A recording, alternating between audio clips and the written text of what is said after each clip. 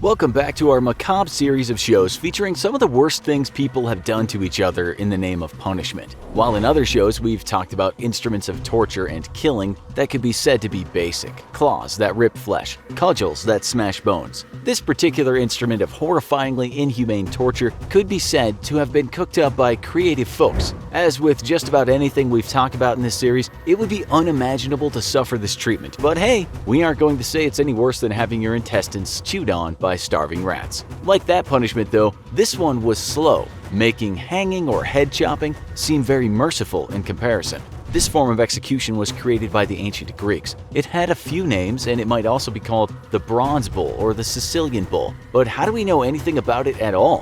One of the answers is because it was written about in something called the Bibliotheca Historica, which translates as historical library. It consists of many books written by an ancient Greek historian named Diodorus Siculus. In these books you'll find his version of the history of the world, from what went down in ancient Egypt to the leader Alexander the Great. Quite a lot of it is still intact, but some parts in the series are missing or in fragments. In one of these books, Mr. Siculus wrote about the Brazen Bull, and this is what he said. The guy who invented it was an inventor by trade, and he was named Perilos of Athens. It's said before he built this thing somewhere between 570 and 554 BC, he actually pitched the idea. He was what you might call a creative technologist of the past, looking for some funding. He got that funding from a man named Phalaris, the tyrant of Acragas. Given his frightening title, you wouldn't be surprised to hear that this man was said to be very cruel. In some accounts of his life, it's written that he enjoyed torture and even went so low as to eat children. We should say that Encyclopedia Britannica cites research that says he wasn't as cruel as some people have written. Whatever the case, it seems he commissioned the building of the Brazen Bull. So how did one perish in a Brazen Bull? Well, it was certainly a thing conjured up by a creative yet sadistic imagination. It was said to be the same size of a bull but shaped from bronze, with an opening where a man could enter the thing. A fire was then lit under the bull and the man would slowly roast to death. But get this, it was made so that when the man was howling in agony, his shrieks would emanate through specially distorted pipes built into the bull, so the impression an onlooker would get was an animal bellowing in pain. This might have been the fun part for someone like the tyrant of Acragas. The smoke would come out through the holes in the bull's nose, and that nose was filled with incense, since burning bodies don't smell so good. The bones that were left would then be turned into bracelets, so the story goes. When the idea was pitched by Perilos, it's said he said this to the tyrant Phalaris. The occupant will shriek and roar in unremitting agony, and his cries will come to you through the pipes as the tenderest, most pathetic, most melodious of bellowings. Your victim will be punished, and you will enjoy the music. When the bull was finished, Phalaris told the inventor to get inside the thing to test out the sound, but some sources say he lit the fire and the inventor died there. Others say he pulled him out, but then killed him by pushing him over a cliff. It seems for all his hard work, Perilos was killed, but perhaps not because Phalaris didn't want to pay. Even though Phalaris is said to have been keen on cruelty, it's written that he said this to Perilos after hearing about the execution method. His words revolted me. I loathed the thought of such ingenious cruelty and resolved to punish the artificer in kind. I said to him, if your art can really produce this effect, get inside yourself and pretend to roar, and we'll see whether the pipes will make such music as you describe. By the way, it's written that upon his downfall, Phalaris was also killed inside the bull. So that's inventor and commissioner both killed at their own hands in a way. Word of the Brazen Bull was passed down and histories were written, and they linked the device with these two men, the inventor and the tyrant. But the history of the bull doesn't stop there. The Romans, it said, had a taste for the Brazen Bull, and if you've watched our other shows on Roman torture, you won't be surprised to hear that some people wouldn't have had many scruples about roasting a man to death and enjoying his screams. We might look at the story of a man named Saint Eustace. It's said he became a martyr after being killed in the 2nd century. The Romans were punishing many Christians before they themselves converted to Christianity under the Emperor Constantine, but that was in the 4th century AD, before a lot of Christian blood was spilled, and it seems a few Christians also got cooked to death inside a bronze animal. Saint Eustace was said to have been one of them. Before he converted to Christianity, he had served under a Roman emperor, but he saw the light, so to speak, when he had a vision one day, which involved a stag and a crucifix. Christians might tell you that this man then lost everything, which was one of those tests of God. He lost his cash, his servants, and his wife and kids were taken away from him by, of all things, a lion and a wolf. yet his faith remained strong throughout. There are a few different stories as to what happened to this man, but some people will tell you he got his wealth back as well as his family, but in the end, he, his wife, and children were all roasted to death in the Brazen Bull on the orders of Emperor Hadrian. We looked at some Christian sources and they seem to back that up, although they don't say his family got the treatment too. We also found this piece of Christian history written in the 1800s. It seems to suggest that when Eustace and his family got roasted, they died, but some miracles did happen. This is from that text. The holy martyrs, by divine power, remained alive for 3 days, praising and blessing the great giver of life and death. At last, when their voices ceased, the bull was opened, and all 4 were found without life, but also without any injury to their bodies or garments. It's written that other Christians close to him at this time went the same way. For instance, a man known as Saint Antipas. This was written about him. They became enraged and dragged him to the temple of Artemis, and there they threw him into a glowing red-hot copper or brazen metal bowl, where they normally put their sacrifices to the idols to cast demons out of their own people. He loudly prayed God to receive his soul and strengthen the faith of the Christians, and begged God to forgive those who were inflicting on him his torment. He then departed as peacefully as if he fell asleep.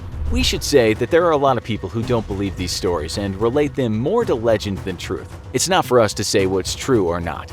But most serious historians will at least tell you that the stories from the bull's surprising beginnings in Greece to Christian martyrs not feeling any pain while being roasted are hard to verify. What is very much true is that stories of the Brazen Bull have been passed down throughout the ages, and those manuscripts can still be read today. By the way, while you might see a Brazen Bull in a museum in the world, it won't be the real thing, only a depiction of one. It's a warm, sunny day in August 1944. Hans Eppinger is sitting in his office jotting down some notes in a well-worn book. He pushes his spectacles further up the bridge of his nose, exhales, and puts down his pen. Just a few feet away are a group of emaciated Romani people. They are subjects, his human guinea pigs. Some of them are already close to death, so dehydrated that they're on all fours licking water that was just used to mop the floor. Suddenly, the door to their hut opens. In walks Eppinger. Pointing with his finger, he says, "You, and you. Come with me. They won't be seen again." That was the seawater torture experiment we just talked about, and as you'll see today, it was just one of many infinitely appalling experiments that happened in those camps. Number 5. Thirst. Let's finish that story we just started. Eppinger was an Austrian physicist whose name, among many others, is written in the annals of human depravity. He was employed by the Nazis during the Second World War to conduct odious experiments on human beings at the Dachau concentration camp. Eppinger used mainly Romani people, a nomadic group sometimes referred to as gypsies, a term they don't like. Back in the war, about 90 of them were chosen for the water experiments. These weren't exactly technical. The Nazis wanted to know what would happen if you deprived someone of food and drinking water and they had to survive on seawater. How long would it take to die? What would happen during the passage of death? In the war, this could happen to one of their pilots. We know the answer thanks to a survivor of those camps named Joseph Schoeffing. He watched the experiments with his own eyes, saying later the victims were so desperate they licked the floor and sucked on damp rags. The outcome was the people usually died. Prudence demanded that Schoeffing kept his mouth shut about this, with him not even showing sympathy to the victims when any German soldiers were around. He also pretended not to see anything. He later noted that he'd seen another worker in the camp take too much interest in an experiment, and for that, he was sent straight to the gas chamber. The experiment was related to how humans deal with extreme low pressure. Number 4. The Doctor of Death. The low-pressure experiments were conducted by a man often called a monster. This was Sigmund Rascher, an SS Doctor of Death, whose depravity seemed to know no limits. He'd been a pilot in the Luftwaffe, and that made him think about the effect of high altitude on pilots. The problem was, as he wrote in a letter to Nazi SS boss Heinrich Himmler, it wasn't exactly easy to get people to sign up for experiments. He wrote that he'd already tried using monkeys, but that didn't go down too well. He needed humans, he told Himmler, stating that the experiments would likely end their life. "No problem," replied Himmler. Humans he got, and during the spring and summer of 1942, he rounded up a bunch of prisoners at Dachau camp. One by one, he told them to enter a pressure chamber. Once they were in, Rascher played around with the pressure, making it so low that it corresponded with being at a very high altitude. He would then quickly change the pressure in an attempt to see what it might be like for a German pilot parachuting from a plane without any oxygen. According to reports, the people used in these experiments were mostly Poles and Russians. Some of them died and some of them survived. When Rascher told Himmler about this, the boss said if they survived, then spare them the gas chamber, just to give them life in prison. Rascher then quickly wrote back reminding Himmler who these people were. Some of those letters survived the war. Here's part of one Rascher wrote to Himmler in April 1942. "Only continuous experiments at altitudes higher than 10.5 kilometers result resulted in death. These experiments showed that breathing stopped after about 30 minutes, while in 2 cases the electrocardiographically charted action of the heart continued for another 20 minutes. He said after 4 minutes the people started to wiggle and move their head around. A minute later they would cramp up in various parts of their body. Then their breathing would become rapid, and at around 10 minutes they lost consciousness. At around the 30-minute mark, the subjects would only be taking about 3 slow breaths per minute. Death came soon after. He wrote this in May of the same year. After relative recuperation from such a parachute descending test that had taken place, however, before regaining consciousness, some experimental subjects were kept underwater until they died. You can see just how little concern these people had for human life. But it gets even worse. Rascher, likely following the orders of Luftwaffe Chief Surgeon Erich Hipke, experimented on people just to see how cold you could make them. These were called the freezing experiments. They wanted to know what would happen if a German pilot survived his fall from the sky and landed in the freezing cold ocean. How best to warm someone up who had hypothermia. In a world not eclipsed by evil, you couldn't conduct such an experiment on humans. Rascher used people from the Blackout camp, this time putting prisoners in a tank of freezing cold water for up to 3 hours. Others he made stay outside in the cold weather while they were naked. Throughout their ordeal, they were monitored to see the effects of cold on the human body. One experiment was called warming up after freezing to the danger point. In a letter shown at the Nuremberg trials, Himmler gives his approval of the warming up experiments, signing off, "Kind greetings, Heil Hitler." The victims were almost frozen to death and then they were warmed up. But we're not talking about being given a blanket and a steaming cup of tea. They were immersed in hot water, sometimes boiling water. This was of course a massive shock to the system, and some people subsequently died. Warming up by water was not a good way to treat people suffering from hypothermia, was the conclusion. So Himmler told Rascher to go and ask fishermen who worked in the cold North Sea what they would do. Himmler reportedly said that a fisherwoman could take her half-frozen husband into bed and revive him in that manner. After that, Romani people were frozen half to death and then placed in between 2 warm Romani women. They had to be naked, of course. The victims were monitored throughout, and if they died, autopsies were performed. You can see the actual reports. They state if a person is immersed in water at 5 degrees Celsius, it can usually be tolerated for an hour. When they raised the temperature to 15, the victim could tolerate the water for 4 to 5 hours. The reports also state that even after the people were taken out of the water, their temperature would continue to drop. They often died soon after, even when revival attempts were made. We now know about such things as rewarming shock and the after-drop effect, and we know you should not warm a hypothermic person up using warm water, but back then the science wasn't up to speed. The reports state that people whose body temperatures were reduced to 25 degrees Celsius and then warmed up to 28 degrees Celsius died. No number was written down as to how many died. One report just said they all died. They usually died anywhere between 53 and 106 minutes of cooling, but then those were the water experiments only. During the trials, 2 people who said they witnessed these experiments said 80 to 90% died. They said they saw only 2 people actually get through the experiment, but noted that they became mental cases as a result. Finally, the same doctor conducted what was called the blood coagulation experiments. Basically, the Nazis wanted to know if you took a pill made from beet and apple pectin, would the blood clot after being shot, therefore possibly saving the life of a soldier. Again, in a normal world, you could never conduct this experiment on humans, but the Nazis simply used victims of the camps. They shot them and gave them the drug. What's even worse is sometimes they amputated people's limbs. This was an attempt to try and duplicate a person losing a limb on the battlefield due to a bomb. They made it as real as possible, removing limbs sometimes without giving the victim any kind of anesthetic. After that, they got the blood-clotting drug.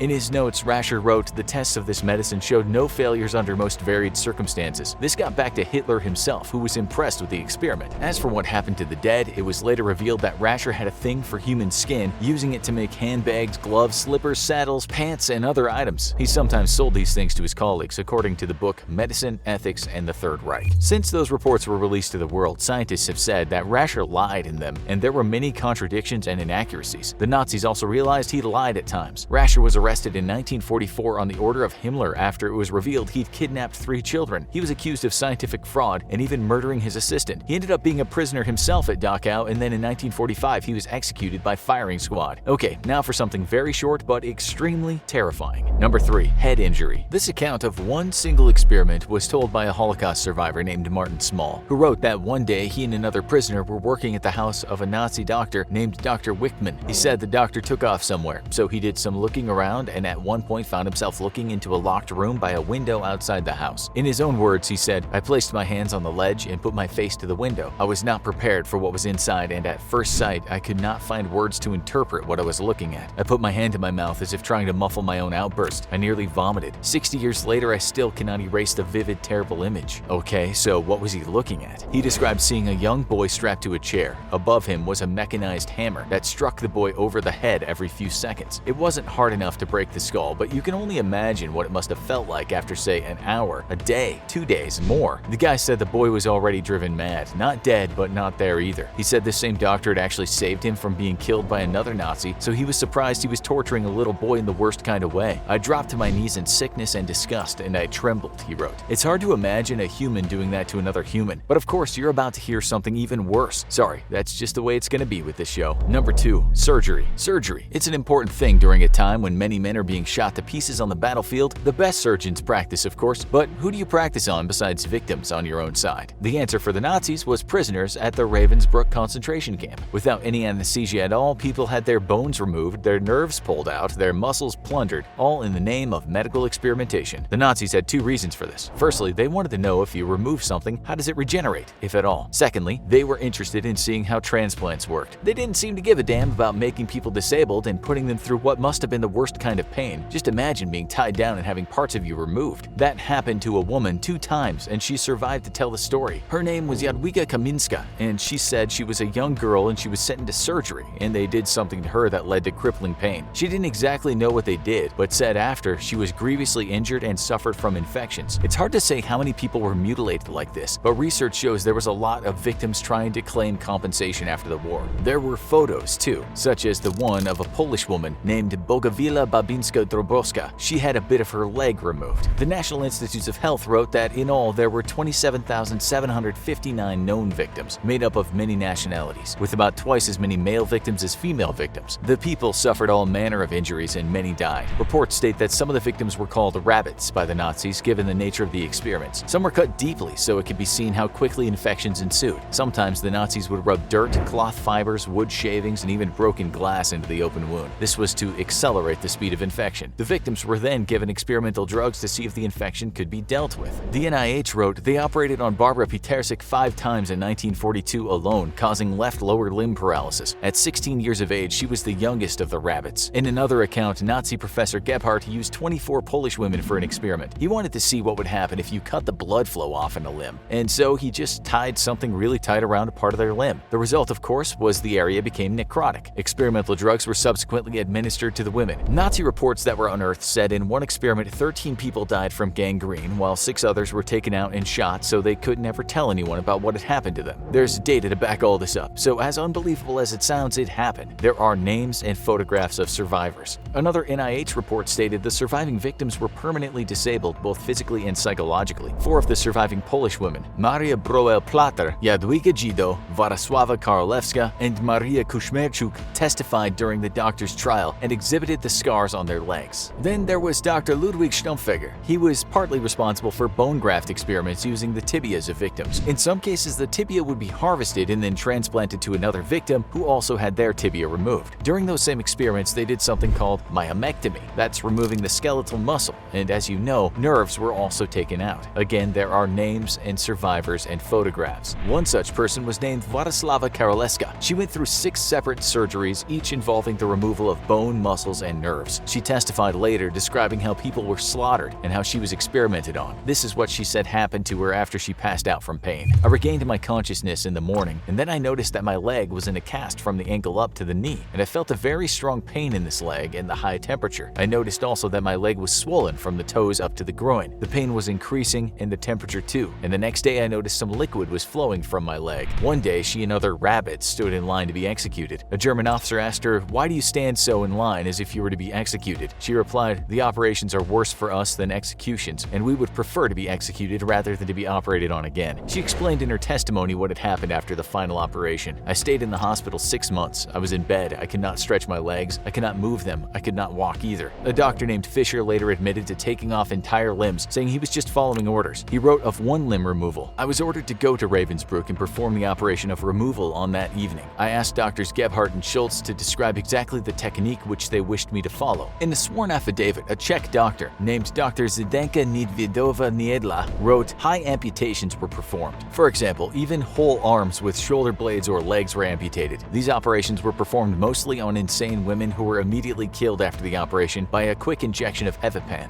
That's a kind of barbiturate that can kill in high doses." She said 11 people died or were killed during these operations, and she also stated that pain relievers weren't administered to the victims. "We know this because," she wrote, "after operations, no one except SS SS nurses were admitted to the persons operated on. Whole nights they lay without any assistance, and it was not permitted to administer sedatives even against the most intensive post-operational pains. Okay, so this is a really depressing show, but you all know the expression that history is doomed to repeat itself if we don't study it. We need to know the facts. You need to know that the Nazis purposely gave people malaria. They tested mustard gas on prisoners. They gave tetanus to others, and they conducted many awful experiments to see how people could be sterilized. They even poisoned people to the point of death or actual death, and they burned people to see how bomb blasts work out for victims. But even after hearing all that, there's one thing that sticks out. Number 1. Twins. These were called the twin experiments. The Nazis were obsessed with twins, and so they captured about 1,500 sets and imprisoned them at Auschwitz. About 200 of them survived, so that's how we know what happened. They separated them so they could monitor what happened to each twin without them knowing the same was happening to their sibling. Again, they did ad hoc surgeries on them, even trying to change their eye color using dyes. This was mostly the work of Drs. Josef Mengele and Karen Magnuson. The latter made it clear how she thought, writing this in 1943. This war is not just about the preservation of the German people, but it's about the question which races and peoples should live on in the future on European soil. The Jew who enjoys life as a host in our country is our enemy, even if he does not actively engage with weapons in this fight. But why change the eye color, which was very painful by the way? The reason was just to see if they could. One survivor said Mengele looked at her mother and saw what he said were perfect Aryan features and blue eyes, but her eyes were brown, which didn't impress the doctor. His thoughts? Try and change them. Survivor Jonah Locks said she saw Mengele remove one twin's organs without giving him any anesthetic. Others said he sometimes just killed twins by giving them injections to the heart. Mengele was obsessed with what he might have called pure blood, and so he was obsessed with twins and genetic inheritance. After all, the Nazis wanted to create a super race, partly and wrongly based on Friedrich Nietzsche's concept of the Superman. He even forced people to have sex to see what the child might look like if indeed one was born as a result of the forced encounter. A survivor later said he did this with a male dwarf and a Romani woman. Listen to this from a Jewish doctor who was a prisoner himself but had to work with Mengele. His name was Miklos Niesli. He said he worked on many experiments. Sometimes they just killed twins at the same time just to see if the autopsy revealed they were similar on the inside. He wrote, in Auschwitz camp there are several hundred pairs of twins, and their deaths in turn present several hundred opportunities. One twin who survived was Eva Moses Kor. She wrote that Mengele tried to make boys into girls and vice versa. In her own words, she said he wanted to discover a way to change girls into boys and boys into girls. Many of these details I learned 40 years later, such as the twin teenage boys who had some of their private parts cut off in Mengele's quest to see if he could turn them into girls. She also said that when kids died in the camp, the doctor became very angry, but it wasn't because he was concerned for people's welfare. She wrote these deaths meant the loss of valuable guinea pigs for his medical experiments. But perhaps the worst thing, sometimes that sounds like a disgusting horror movie, was his experiment related to sewing people together. Yeah, you heard that right. Joseph Mengele tried to attach twins together in an attempt to make them conjoin. He used Romani children for this. It sounds so outrageous you could understand people thinking it's not true, but again there's evidence, although not much in this case. We have at least one piece of evidence, and again it's from the twin Eva Moses Kor. We'll let her tell you in her own words what she saw. A set of gypsy twins was brought back from Mengele's lab after they were sewn back to back. Mengele had attempted to create a Siamese twin by connecting blood vessels and organs. The twins screamed day and night until gangrene set in, and after 3 days they died.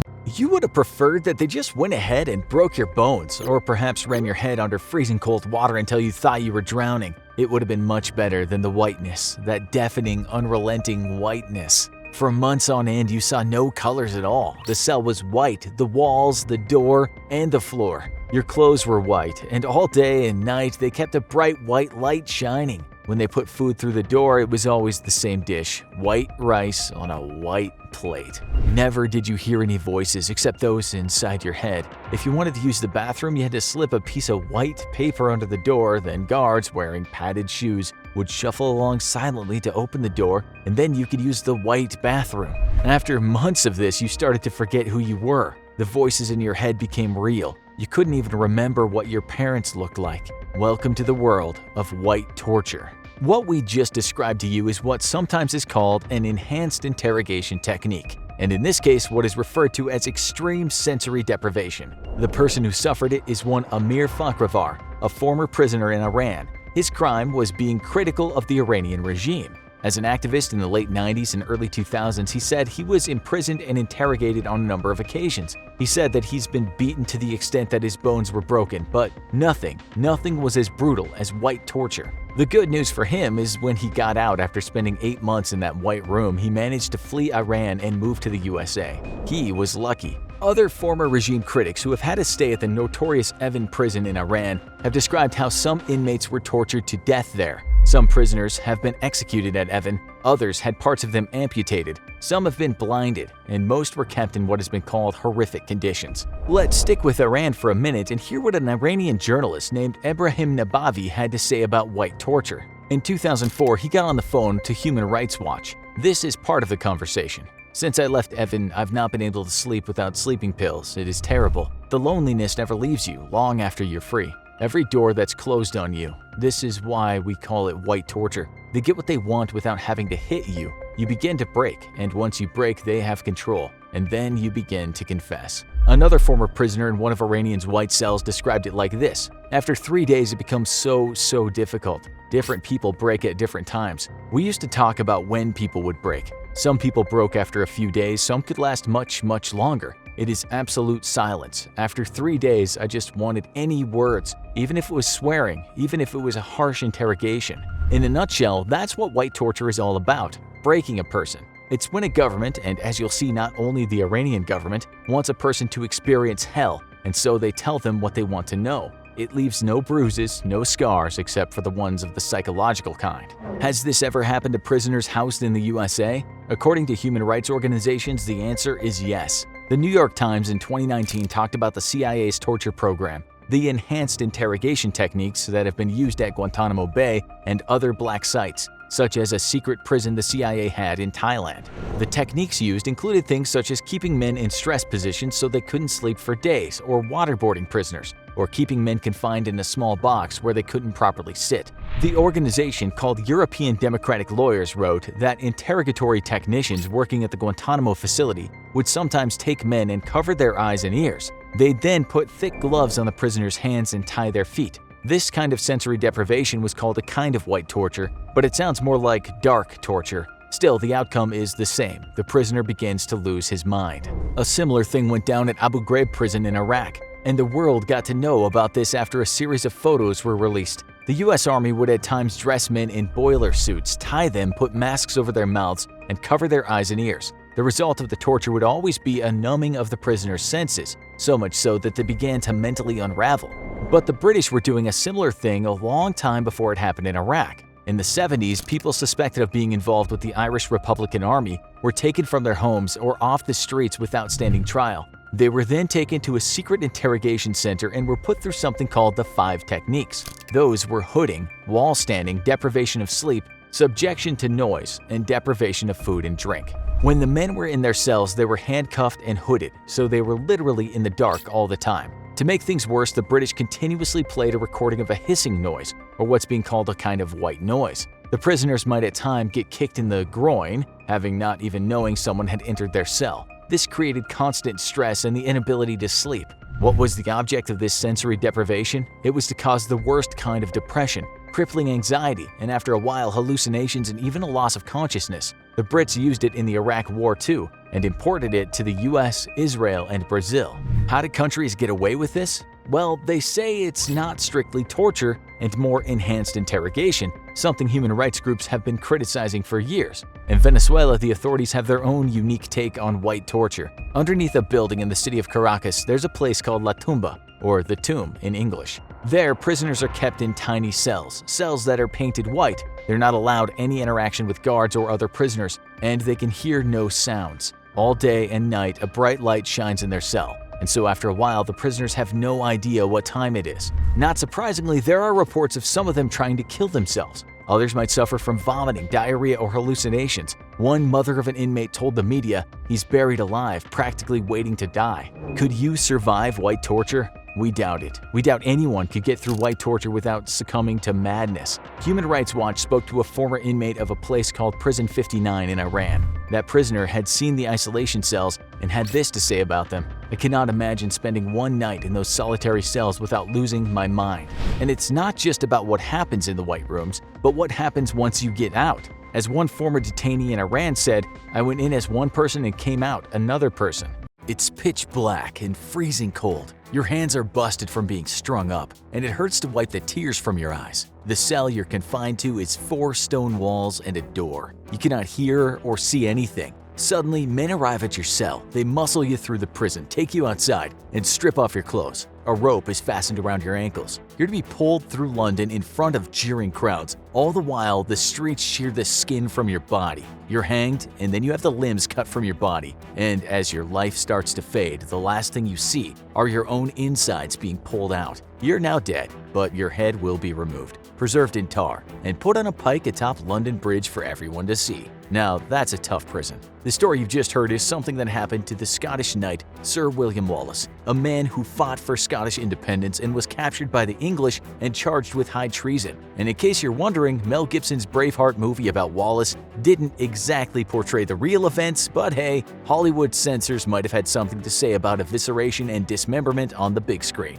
Others would share a similar fate to Wallace. But before we get to life in the cell or on the rack and the matter of human rights, you should know something about the Tower of London. The mighty tower was founded in 1066 after William the Conqueror had successfully invaded England. This grand edifice was a symbol of his power, a reminder to the folks of London that things had changed in their hood. It would take about 20 years for William to finish his fortress. In the ensuing centuries, this place would become a complex network of startling buildings. It would become perhaps the most impregnable building on Earth, surrounded by high walls and towers, and also protected by a moat. Before you start imagining things though, no, there were no sharks in that moat, nor any sharks with frickin' lasers on their head. Medieval kings would enjoy its luxurious palace without the threat of danger looming upon them. It surely couldn't be breached. Well, what's quite amazing is that when it was first overrun, it wasn't a bunch of well-trained knights that got into the place, it was a bunch of peasants who in 1381 started a peasants' revolt over harsh treatment by their ruling masters. They did some executing of their own,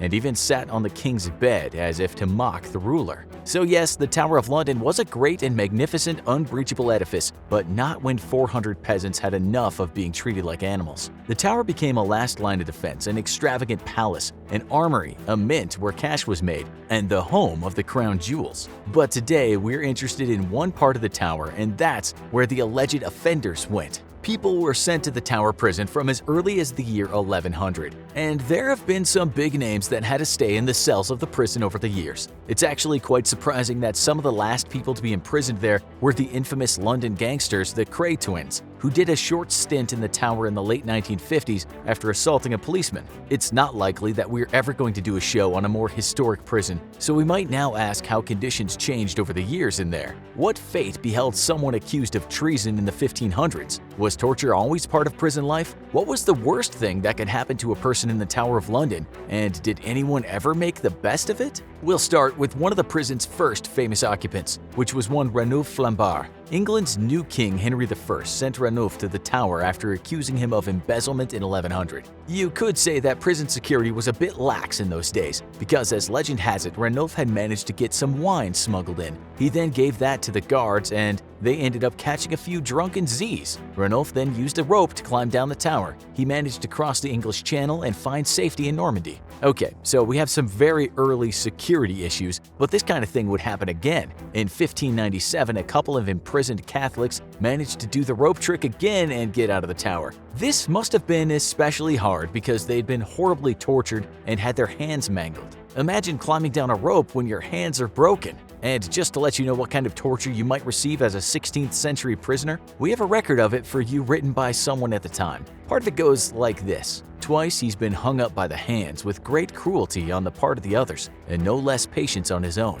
The examiners say he's exceedingly obstinate and a great friend either of God or the devil, for they say they cannot extract a word from his lips. Recently they took him to the rack. Looking at the rack was enough for this guy and he pleaded for mercy, and mercy he was granted. In 1716, perhaps the greatest escape took place when a man named the Earl of Nithsdale got out. He'd been accused of being involved in an uprising and he was awaiting the head-chopping block. But he got one over on those guards after some female friends visited him in his cell. They quickly dressed him in women's clothes and piled his face with makeup. The women confused the guards by coming and going from the cell, and at one point the cross-dressing man left. There were a few more escapes, but we'll leave that topic there because we know you're dying to hear more about prison conditions. We want to tell you about perhaps the worst kind of solitary confinement known to man, and this was one particularly cramped cell that got the nickname Little Ease. It was called Little Ease because once you were in there, you could find little ease. It was built to be so small that an occupant could no way stand or lie down, but even in a sitting position, the back would have to be bent. There was no light in the cell either. So you might be left for days with the occasional bread and water bent in double. This brings a whole new meaning to doing time in the shoe. This wasn't always the case though, and nobles at times had a much better experience in the Tower of London prison. In 1321, an 11-year-old girl named Maud de Battlesmere, the Countess of Oxford, spent some time with her mother and siblings in the tower. Her father was hanged, drawn, and quartered for taking part in a rebellion, but during her stay in the tower, she wasn't treated so harshly. It was the same for the famous English spy and global explorer who's known for first bringing tobacco to England in the 1500s. His name was Sir Walter Raleigh, and he did some stints in the tower when he got on the wrong side of the elites. But his cell was more like a cozy bedroom, and he was allowed to read and conduct his scientific experiments. They took his head in the end, and when he looked up at the axe, he said, "This is a sharp medicine,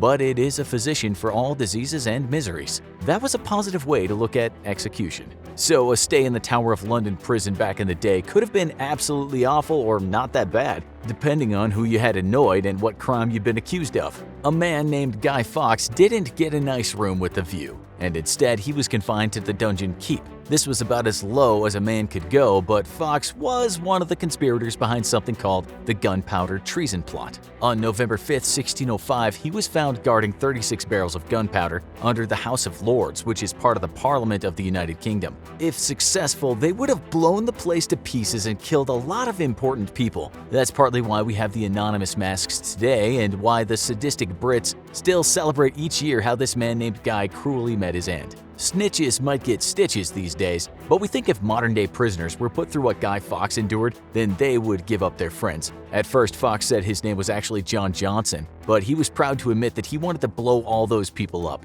He remained quiet as to who his co-conspirators were. At that time, the worst kinds of torture had been made illegal, so it was called for that he endure a softer kind of torture first. This included a little bit of beating here and there and being suspended in the air by the wrists. Fawkes didn't snitch after that, and the king even said that the man had a Roman resolution. So the ante was upped and the torture was taken further. He was likely stretched out on the rack, and his resolution soon faded. Having your limbs pulled out of their sockets will do that to a person. He did last one day of torture though, and only spilled some beans on the second day. Historians don't exactly know what went down in the torture chamber, but his badly written signature points to the fact that his hands weren't really working. He and the other plotters got the same treatment as William Wallace. You know, that being pulled by the ankles by a horse thing, and then the hanging until almost dead and subsequent loss of limbs. It was designed to keep the person alive through the worst of it, or as was said back then, to put to death halfway between heaven and earth as unworthy of both. The weakened Fawkes got lucky. He died while being hanged,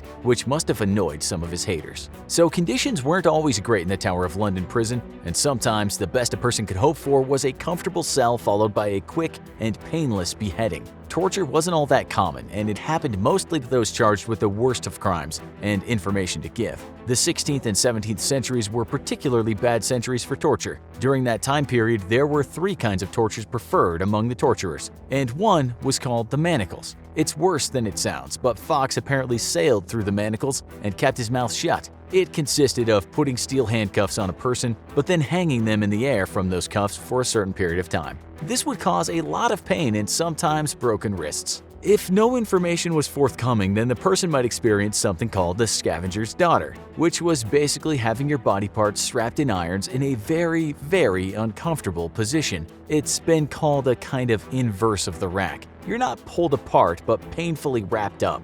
Then you had the rack, and you all know about that. A woman named Anne Askew, who supported Protestantism in the 16th century, was so badly tortured on the rack that her shoulders and her hips were pulled from their sockets, and her elbows and knees were also dislocated. She fainted, and then they stretched her again when she was conscious. But this woman didn't snitch. They gave up interrogating her and later had to carry her body to her execution. On the 16th of July, 1546, aged 24, she was burned at the stake. In the 20th century, the prison was just as miserable as any other British prison back then. The last person to be executed there was one Joseph Jacobs. In 1941, he was executed by firing squad after being accused of spying for the Germans. In all, the tower housed royals and nobility who might even have servants in there. This was more like house arrest, and some prisoners were even given time out of their luxurious cell to go on hunting trips, but get caught counterfeiting money or rebelling against the powers that be, and life in the tower was a person's worst nightmare. An elderly woman sits in a dark room. Blood drips from the wounds all over her body. She'd been scratched and poked with sharp needles as examiners looked for witches' marks, like an extra nipple. She begs for mercy, but there's none to be had. The woman's been accused of being a witch by influential people in the town, and there seems to be no way to prove her innocence. The witch hunter outside her cell holds a goblet filled with urine. He claims that the next test will prove her guilt once and for all. The witch hunts began in the 1400s and lasted for almost 2 centuries. During this time, hundreds of thousands of people would be put through tests to see if they were witches or wizards, and close to 80,000 people would be sentenced to death as a result of these accusations. No one was immune to the witch hunts of Europe, and some of the most gruesome practices for testing witches made their way across the Atlantic Ocean to the Americas. It's here where arguably the most famous witch hunt of all history took place, in Salem, Massachusetts. In 1428, the first systematic witch hunt began in Valais, Switzerland. At least 367 people were tortured and put to death for being witches during this time. Surprisingly, almost all of them were actually male peasants. Most of the accused witches were burnt at the stake after having undergone several tests to definitively prove that they were witches or wizards. But what were these tests and how gruesome were they? We're about to dive into the deep, dark world of witch hunting. Many accounts tell tales of witches who were accused of cursing a neighbor or stealing children. It was said that these men and women sold their souls to the devil and would use black magic to do Satan's will. However, in reality, witches were really innocent people who were condemned to horrible deaths based on tests that had no real merit. It was the masses who carried out these tests and killed innocent people out of their own irrational fears that were the real monsters during the time. Many of the tests used in witch hunts came from a book called Malleus Maleficarum, which roughly translates to the Hammer of Witches. This book was written by a German inquisitor named Heinrich Kramer. He might have had the help of writing it from a man named Jacob Sprenger, but this is still debated. In the book, the authors explained that witchcraft is synonymous with heresy and that all witches need to be punished and put to death. The Malleus Maleficarum outlined ways to identify witches, how to test someone to see if they were a witch, and the best ways to kill them once they were identified. The most unbelievable part is that for more than 100 years, the Malleus Maleficarum sold more copies than any other book in Europe except the Bible. Now let's see if you're a witch based on the tests of the time. Look at your skin. You can probably find a mole, a birthmark, or some other small imperfection. This was enough to prove that you were a witch. The witch's mark, or devil's mark test, was conducted on people who were thought to be engaging in witchcraft. The accused was brought to a public place where they'd be stripped of their clothes, and anyone who wanted to participate could scour their body looking for any imperfections of the skin. Obviously, these were almost always found, as everyone has some form of blemish on their skin. It was believed that when witches made their pact with the devil, they were given the devil's mark. This mark on the body was said to change shape and color. Any mole, freckle, or scar could be used as proof that someone had communed with Satan and was therefore a witch. The devil's mark was also said to be numb, and even if stabbed or pricked, it would not cause the witch any pain. When this part of the test was carried out, the person inevitably screamed out in agony as their body was sliced into, but the witch hunters just chalked their shouts and pleas up to trickery. Since the witch hunters had already condemned the accused of witchcraft, there was no way they could actually feel anything being pressed into their witch's marks. Even tattoos were used as evidence of a witch's mark. It was assumed that if you were accused of being a witch and had a tattoo, there was a sinister purpose behind it. Even if the tattoo was a beautiful flower or a family member's name, the devil likely had something to do with it, and there was a hidden meaning that only the witches knew about. There were professionals who got paid a lot of money for their expertise in identifying witches' marks, and witches as a whole. For a long time, this was a lucrative business, which didn't provide much incentive for hunters to stop accusing people of being witches. But there was even a stranger marking that people would look for when trying to identify a witch, called the witch's teat. The witch's teat was exactly what it sounded like. The witch hunters would examine someone for a third nipple. Having a third nipple, which is also called polymastia, or polythelia is a rare condition, but it does occur naturally. Scientists aren't entirely sure why third nipples develop, but it can happen during development when the milk line tissues are forming. The third nipple normally isn't functional and does not cause the person any harm. During witches' hunts, it was believed that a witch would have a third nipple for her animal helpers to suckle on. It was also thought that Satan himself would drink from the third nipple. Since the third nipple doesn't normally produce milk, this belief was obviously founded on hysteria and ignorance rather than fact. The witch's teat test was carried out on many people, but one of the main problems was that if you had a mark that even slightly resembled a nipple on your chest or a midsection, it was assumed to be a witch's teat. A lack of fundamental knowledge of anatomy resulted in many people being sentenced to death during this time. The false accusations got so bad that some people resorted to cutting off any marks that might have resulted in them being called a witch. People would literally burn their own skin or slice imperfections from their bodies just to be safe. Unfortunately, the scars left behind would often be used as evidence that they'd made a deal with the devil, so they were screwed either way. Even if you didn't have any clear marking indicating you were a witch, you weren't safe. There was another horrible test that no one was protected from, and this one caused a considerable amount of pain. The pricking test was used to determine if someone's witch's mark was being hidden. It was thought that since the accused person was a witch, they could have used magic to hide their third teat or any witch-identifying marks. In both books and pamphlets about witch hunting, it was suggested that if someone was suspected of being a witch but they didn't have any marks, their skin should be pricked or scratched to see if anything was hidden just below the surface. Witch hunters would use special tools to prick people's skin until they found a spot that didn't cause them any pain. This was then used as proof that there was a witch's mark on that part of the accused body. However, until that spot was found, the accused had to endure excruciating pain as needles poked into their bodies. In some situations, mobs of people would use their fingernails to scratch away a person's skin as they screamed in agony. There were even people who specialized in the pricking test known as prickers. This was a particularly lucrative profession found in England and Scotland during the witch hunts. The prickers would be paid exuberant amounts of money. These professionals would go around the country and prick whoever was accused of being a witch. They would often use dull needles to con people into thinking they'd found a witch's mark when the accused didn't immediately yelp in pain. And there was an even more gruesome side to the process. Instead of just identifying hidden witch's marks, some experts suggested that if you thought you were under the spell of a witch, it might help you break the curse if you scratched the witch who was ailing you. People would scratch the accused witch with their fingernails until they drew blood. The supposed witch would be in severe pain, but if the person who did the scratching felt better, it was used as evidence that the person being scratched was in fact guilty, and they'd be put to death. One of the most well-known witch tests is the swimming test. This was somewhat of a no-win situation for the accused, yet it was used in both Europe and the Americas as a means to determine if someone was a witch. This test was also known as the trial by water, and was derived from an ancient practice where criminals and wizards were thrown into a rushing river where fate would determine their outcome. The swimming test for witches was a little different. The suspected witch would be stripped of their clothing, bound, and have a rope tied around their neck or waist. They would be thrown into the body of water to see if they would sink or float. It was believed that since witches allied themselves with the devil and therefore rejected the sacrament of baptism, the water would reject them and cause a person to float.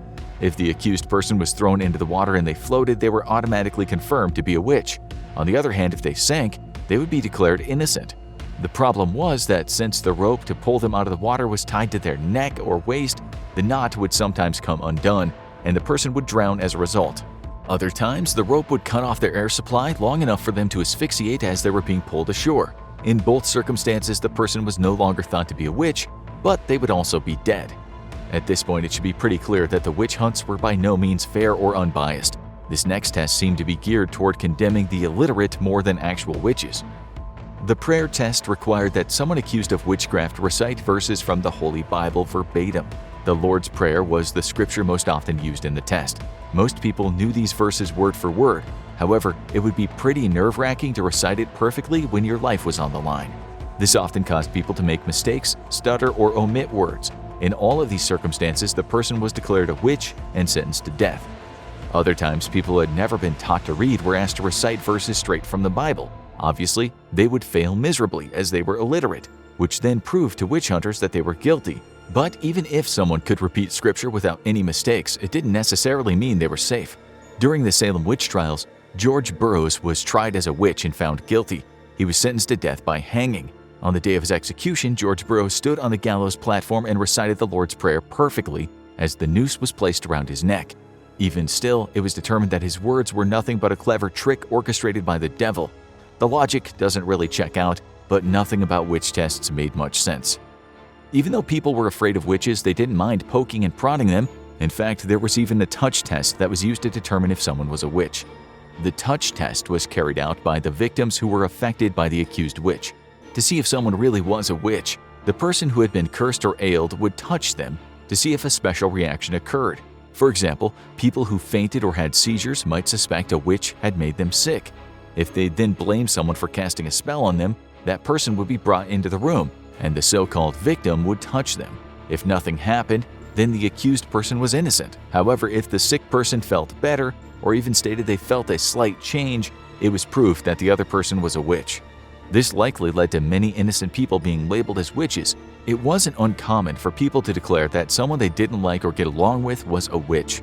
If someone was pretending to be sick just to get another person in trouble, all they'd have to do was change the way they were acting after they touched them. This would be enough to condemn the other party. A perfect example of how the touch test was misused happened in England in 1662. Two elderly women named Rose Cullender and Amy Denny were accused by two young girls of being witches. The girls would act as if they were possessed or suffering fits of pain. They would clench their fists so tightly that no one could open them. Rose and Amy were brought to the room to see if they elicited any change. The touch test was then used to see if the old ladies were actually witches. When they touched the girls, their fists would magically open. It was as if the spell had been broken. In this circumstance, the judge was slightly skeptical. Rose Cullender and Amy Denny had been a part of the community for a very long time, and they always attended church. Something just didn't add up. The judge had the girls blindfolded and then had them touch different people in the courtroom. The young girls unclenched their fists for people other than Rose and Amy, which proved that they were lying about the elderly women being witches. Unfortunately, it wasn't the end of the story. Even after passing the touch test, both Rose Cullender and Amy Denny were sentenced to death, as they were still believed to be witches. As the women were led to the gallows, they pleaded with their fellow townspeople to spare them, as they were innocent, but their cries fell on deaf ears. Witch cakes are probably the most disgusting of all the witch tests. They consist of a victim's urine being used to bake a cake and then feeding that cake to an unlucky taste tester. Witch cakes were used to help locate an unknown witch, or as evidence that an accused person was a witch. To do this, witch hunters would gather urine from a victim, mix it with rye meal and ashes, and bake it. This concoction yielded the witch cake. It was believed that dogs were the familiars of many witches and helped them in their devious ploys. Witch hunters hoped that after the dog ate the witch cake, it would become possessed by the witch's magic and reveal who they were and their location. Even though black cats are most often associated with witches, it was dogs who were almost always fed the witch cake. In some cases, the dog would not reveal any information. In other cases, they would find their way home or into a random house, and the person living there would be declared a witch, even if they'd never seen the dog in their entire life. This was definitely one of the grossest tests for discovering witches, especially if someone mistook the witch cake for a normal cake and took a bite. A lot of the witch tests didn't make any sense. The incantations test was one of the least reliable tests during witch hunts. It was easy to fake, and if someone was falsely accusing a neighbor of being a witch, this test would all but ensure that they were found guilty. Incantations, or charging, were tests where an accused person was forced to order the devil to release a victim who'd been possessed or put under a spell. This was often done in front of a jury. If they refused to order Satan to let the victim go, it was used as evidence that they were a witch. If they continued to refuse, the accused person would be tortured until they gave in and said the incantation. The problem was that the person who was faking being possessed would hear the words and immediately get better. Of course, this was all just one big con. Even still, the witch hunters wanted to be sure that the incantation test was fair as possible, so they had other people recite the words as well. If the victim didn't come out of their trance when the other people spoke, but did when the accused was speaking, it was clear evidence that the accused was a witch. Incantations and charging were used in the 16th century trial of Alice Samuel and her family. The judge forced the Samuel family to read the words, "As I am a witch, so I charge the devil to let Mistress Throckmorton come out of her fit at this present." The girl who claimed she was under the spell of the Samuel family immediately came out of her fit, which was definitive proof that the Samuels were all witches. The entire family was hanged. Incantations were some of the easier witch tests. Other tests required elaborate contraptions. One of the most notable witch testing devices during this time was the ducking stool. The ducking stool was originally a medieval torture machine that was constructed to humiliate a person into confession. Most often, the ducking stool was used on women. It had a chair attached to one end and a counterweight or rope that someone could hold on the other end. During the witch hunts, this device was used to secure an admission of guilt from someone who was thought to be a witch. The ducking stool would be rolled up to the edge of a raging river. The accused would be strapped into a seat and dunked into the water for varying periods of time. They were held under until their lungs burned from lack of air. When the accused person was pulled out, they would gasp for air. The witch hunter would tell them to confess. Many resisted, but after being practically drowned for an entire day, they would eventually submit. The ducking stool didn't necessarily prove someone was a witch on its own, but instead, it forced them to admit guilt just to save themselves from being dunked another time. This might have been a precursor to the swim test that would later test if someone would float or sink to determine if they were a witch. Like the swim test, many people drowned from not being pulled out of the water in time. When their lifeless body was brought to land, they would have been declared innocent, and it would have been a little too late. Sometimes the witch tests were thrown out the window and people resorted to good old-fashioned torture methods to get a confession. One of the most famous examples of this was Giles Corey during the Salem witch trials. The town had been swept with witch madness. People were being hung left and right and center. Giles Corey and his wife had been accused of being witches. He was innocent, but he knew there was no way out of the situation as the town had already made up its mind. But Giles was smart and he had a plan. In order to force a confession out of him, Giles was pressed with heavy stones. He was forced to lie down on his back, at which point stones were placed on top of his chest. As more and more stones were stacked on top of him, it became harder and harder for Giles to breathe. The judge told him to confess to being a witch or to plead not guilty. Giles knew either way, the jury would still find him guilty.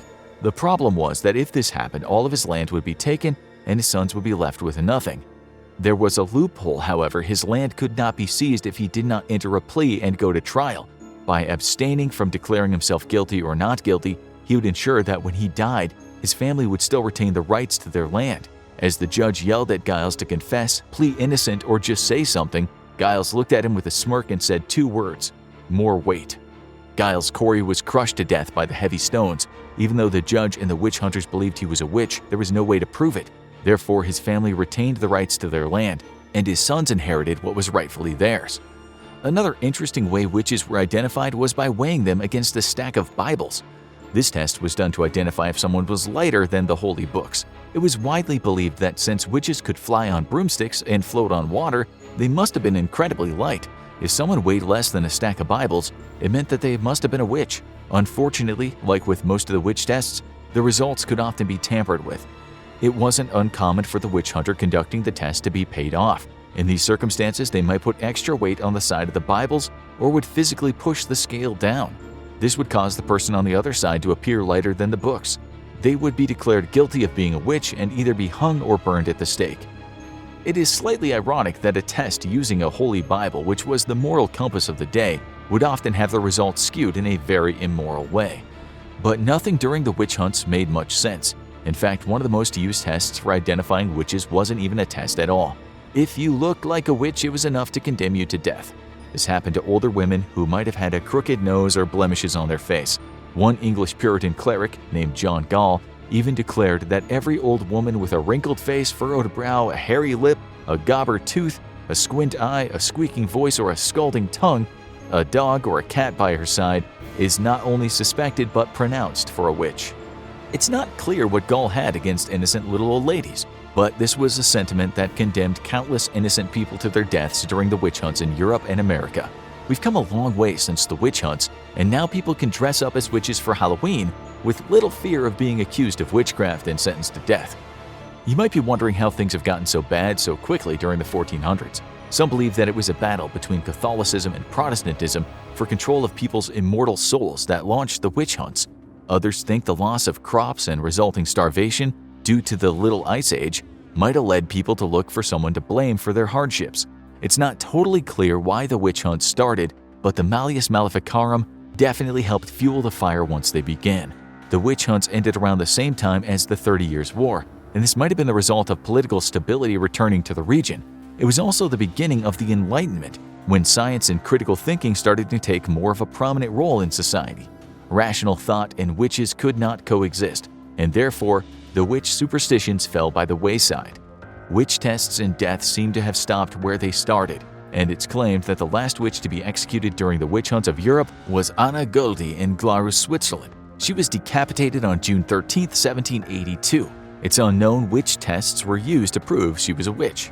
"Hello, darkness, my old friend," thinks the prisoner who hears the bolt on his cell door unlock. It's time to be tortured again, and it's gonna be beyond horrible. But this prisoner doesn't have any cuts or bruises on his body. In fact, after the torture, he's gonna look just fine. Still, what for the country that's detaining him is standard operating procedure is hell on earth for him. One thing's for sure is he really hates the Rage Against the Machine song, Killing in the Name of. This song was one hit on the CIA Tortures playlist. Other songs on that playlist were Metallica's Enter Sandman and Barney the Purple Dinosaur's I Love You. They were all part of what's called no-touch torture, along with things such as sleep deprivation. Maybe now you're thinking, but I love those songs. You like nothing more than to do a very bad rendition of Killing in the Name of at your local karaoke spot. That might be true, but if you play that song at an extremely loud volume over and over again, it'll become torturous at some point. And that's exactly what the US did to suspected terrorists at some of its human rights violating detention centers in Iraq and Afghanistan. It was no big secret either. Sergeant Mike Hadsell of the US Psychological Operations Company was quite open about how he and others used loud music to torture prisoners. This was done to break the will of prisoners that wouldn't talk, if indeed they had anything to say. Many innocent people ended up hating Metallica. It was explained that the reason heavy metal was often chosen was not because it's generally damn noisy, but also because it might offend the prisoners' cultural and religious beliefs. Basically, they were exposed to sounds that made them think, what on earth is that awful racket? The CIA also used TV programs such as Sesame Street. You heard that right. Big Bird and the Count, after years of entertaining kids, evolved into weapons of torture deemed by activists to be violations of human rights. Hadsell explained some more about how it worked. He said these people haven't heard heavy metal. They can't take it. If you play for 24 hours, your brain and body functions start to slide. Your train of thought slows down and your will is broken.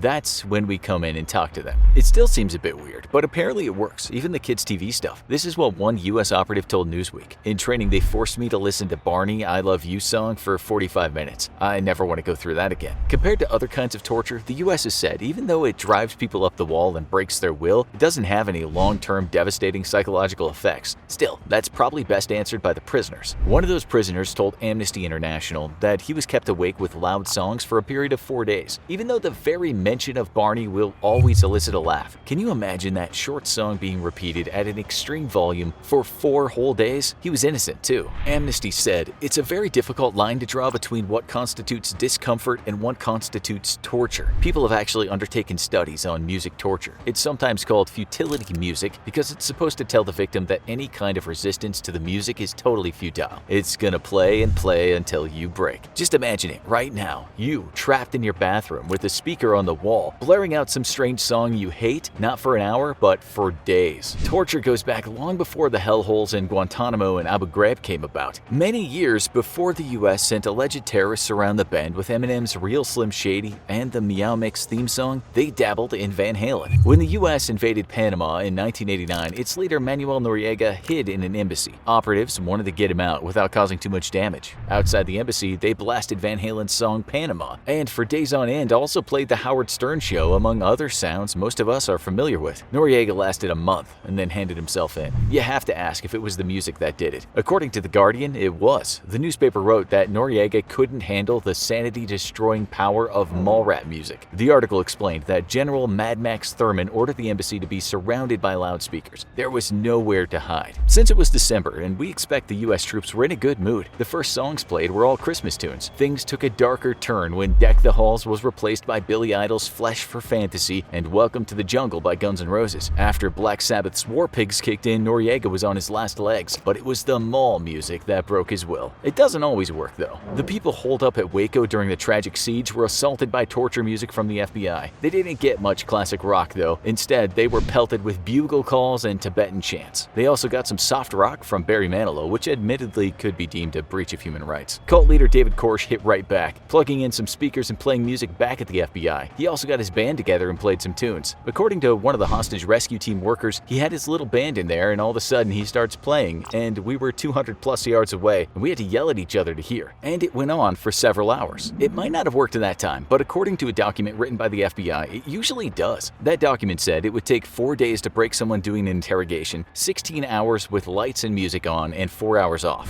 The off part is important too, because you want to give the person a sense of relief, only for the dreaded music to start up again. With this in mind, we think there was a missed opportunity in not using Simon & Garfunkel's Sound of Silence. Imagine when the victim or victims hears the words, "Hello darkness, my old friend, I've come to talk with you again." We shouldn't make fun though, seeing as the music in Iraq often came with other nasty punishments. Amnesty said former prisoners told them that methods including prolonged sleep deprivation, beatings, prolonged restraint in painful positions, sometimes combined with exposure to loud music, prolonged hooding, and exposure to bright lights. You can only imagine what it's now like for those former victims when they hear one of the songs that were played in a loop. The question is, can this trigger a kind of panic attack related to post-traumatic stress disorder? If you've read the book A Clockwork Orange, you'll know that the bad boy at the center of the book, named Alex, is tortured with sounds and images. His ordeal makes him later unable to listen to Beethoven's Ninth Symphony without going a bit crazy. Later on, he gets locked in a room with that song playing. Talk about ultra-violence. Back in the 1960s and 70s, the Greek military junta used music torture against activists. Years later, some of those activists told the European Court of Human Rights it was played continuously in high volume or employed in the form of forced singing. Music served as another way through which subjectivity was targeted and traumatized. Just how common it is, we can't say, but it's likely still used around the world today. In fact, bands such as Britain's Massive Attack have teamed up with Rage Against the Machine in trying to stop the military using songs as torture. Trent Reznor of Nine Inch Nails and Metallica's James Hetfield have also criticized music torture. The latter said this in an interview: "It's the relentlessness of the music. It's completely relentless. If I listened to death metal bands for 12 hours in a row, I'd go insane too. I'd tell you anything you wanted to know." We don't think he was kidding. As for that guy that created the Barney and Friends tunes, Bob Singleton, he said he was surprised that the music he'd made for children ended up breaking the wills of men kept in cages. His exact words were, "A song that was designed to make little children feel safe and loved was somehow going to threaten the mental state of adults and drive them to the emotional breaking point." Okay, but just how bad is it? If you want to know that, you really have to ask someone who's been tortured with children's songs and heavy metal. Thankfully, one former detainee at Guantanamo named Ruhal Ahmed spoke out. What he said might surprise you. He said he could handle being beaten up because with the physical stuff he knew what was coming and how long it would last. It hurt, but it didn't break him. He said you can prepare yourself for that, but you can't when it comes to stuff like music torture. Here are some of his own words. Later on, from the end of 2003, they introduced the music and it became even worse. Before that, you could try and focus on something else. It makes you feel like you're going mad. It's very scary. After a while, you don't hear the lyrics, you only hear heavy banging. Another guy named Binyam Muhammad, who was also detained in Pakistan, said he got both the physical stuff and the mental stuff. They hung him up for hours by his arms, which was very painful. He stayed like this in the dark for a long time when they played songs by Dr. Dre and Eminem. You can only imagine what this would be like if it was mixed with the torture of total silence. It usually comes under the term white torture. In this will-breaking program, victims will usually be locked in a room that is soundproof, so much so that the silence starts to drive them mad. It's made worse by the fact that the cell is all bright white, every bit of it. In some cases, all the prisoner might get to eat is white rice. Their whole world is white, and the guards are careful not to make a noise by wearing padded shoes. Even all the surfaces are really smooth. By doing all this, a prisoner has his senses taken away besides what he can sense from his own body. Human rights activists have said that some people are kept like this for so long that they start to hallucinate and even suffer bouts of psychosis. One former prisoner explained exactly what it was like to Amnesty International. His name is Amir Fakhravar, and this is what Amnesty said he told them. His cells had no windows, and the walls and his clothes were white. His meals consisted of white rice on white plates. To use the toilet, he had to put a white piece of paper under the door. He was forbidden to speak, and the guards reportedly wore shoes that muffled sound. Another prisoner said that you're never able to fully leave the white room after you're released. He said since he got out, he hasn't been able to sleep without medication. He said the sound of a closing door makes him panic. The US stands accused of doing something similar. Basically, in the days of enhanced interrogation at Guantanamo, a prisoner might have his hearing disabled by earmuffs. They're then blindfolded so it's pitch black, and they also put large gloves over his hands and feet so he couldn't feel anything. The prisoners were held in cages where they would eventually lose all sense of time. These people had no idea what was coming next. Maybe a kick in the groin, or perhaps even getting dragged out of that cage and taken to a cell where for days on end they'd have to listen to Count Von Count doing what he does best. It would be funny if it wasn't. Still, according to the US military, what some former prisoners have called the disco is actually torture light. One of those prisoners didn't think so, once saying that given two choices of either losing your sight or losing your mind, you would always choose sight. For him, being in the dark was much better than being made mad with music. But we'll finish this on a lighter note. For the most part, the British public was against the invasion of Iraq, and many people protested about the so-called torture light. Guess what happened when President Bush visited the UK and he he got near the crowds. You guessed it, the Barney the Purple Dinosaur theme was blasted out. It should also be said, the British military is no stranger to torture. A man screams wildly as he's dragged up the Acropolis steps by 2 soldiers and thrown at the feet of King Phalaris. The tyrant looks down at the weeping man and shakes his head. The prisoner has done nothing wrong except speak out against the mad king of Akragas. You've been sentenced to death for your actions. My rule shall not be questioned, Phalaris says with disgust. He points to a large metallic creature resting on a platform. Throw him in the bull, Phalaris signals to the guards. I want to watch the beast come alive with the screams of this traitor. This is the story of one of the most barbaric and painful torture devices ever created, the Brazen Bull. There are accounts from ancient Greece and Rome describing the brazen bull being used to execute prisoners in one of the cruelest ways possible. A victim would be thrown into the statue, the door secured behind them. Then a fire would be lit under the bronze bull, increasing the temperature inside to unbearable levels. The person within its belly would literally be cooked alive. The victims of the brazen bull were not only put through unbearable amounts of pain for long periods of time, but their death was sometimes turned into a spectacle for the amusement of others. Before we get into the brutal history of the brazen bull and where it came from, let's examine the terrible nature of the device. How did it work? What would it be like to be inside the belly of this bronze statue when a fire was lit underneath? In a word, excruciating. You would be literally roasted to death, while your screams escaped through tubes of the metal beast, making your pleas for help sound like the bellowings of a bull. But if you really want to know what it's like to be tortured to death in the belly of a brass beast, then let's follow one unlucky man along his hypothetical journey into a brazen bull. Alexander lives in ancient Akragas, a city in what would one day become Sicily. He's a young philosopher who's just finished his studies with one of the greatest academics in the Greek Empire. Alexander celebrates with a group of scholars. They drink wine and sing songs about ancient heroes and odysseys. He leaves the party ready to begin his journey to educate the masses. But first, he meets up with the love of his life for a romantic evening. He met Lyra while watching a play at the local amphitheater. She was beautiful, intelligent, and witty. The moment Alexander spoke to Lyra, he fell in love. From then on, they spent every free moment together, and in a few days, Alexander planned on asking Lyra to marry him. Unfortunately, destiny had other plans for this Greek philosopher. The next day, Alexander walks through the city streets talking to anyone who will listen. His teachings have centered around equality and representation for every class of citizen in the governing of Akragas. Unfortunately, the rule of Phalaris, the tyrant controlling the city, has been a brutal one.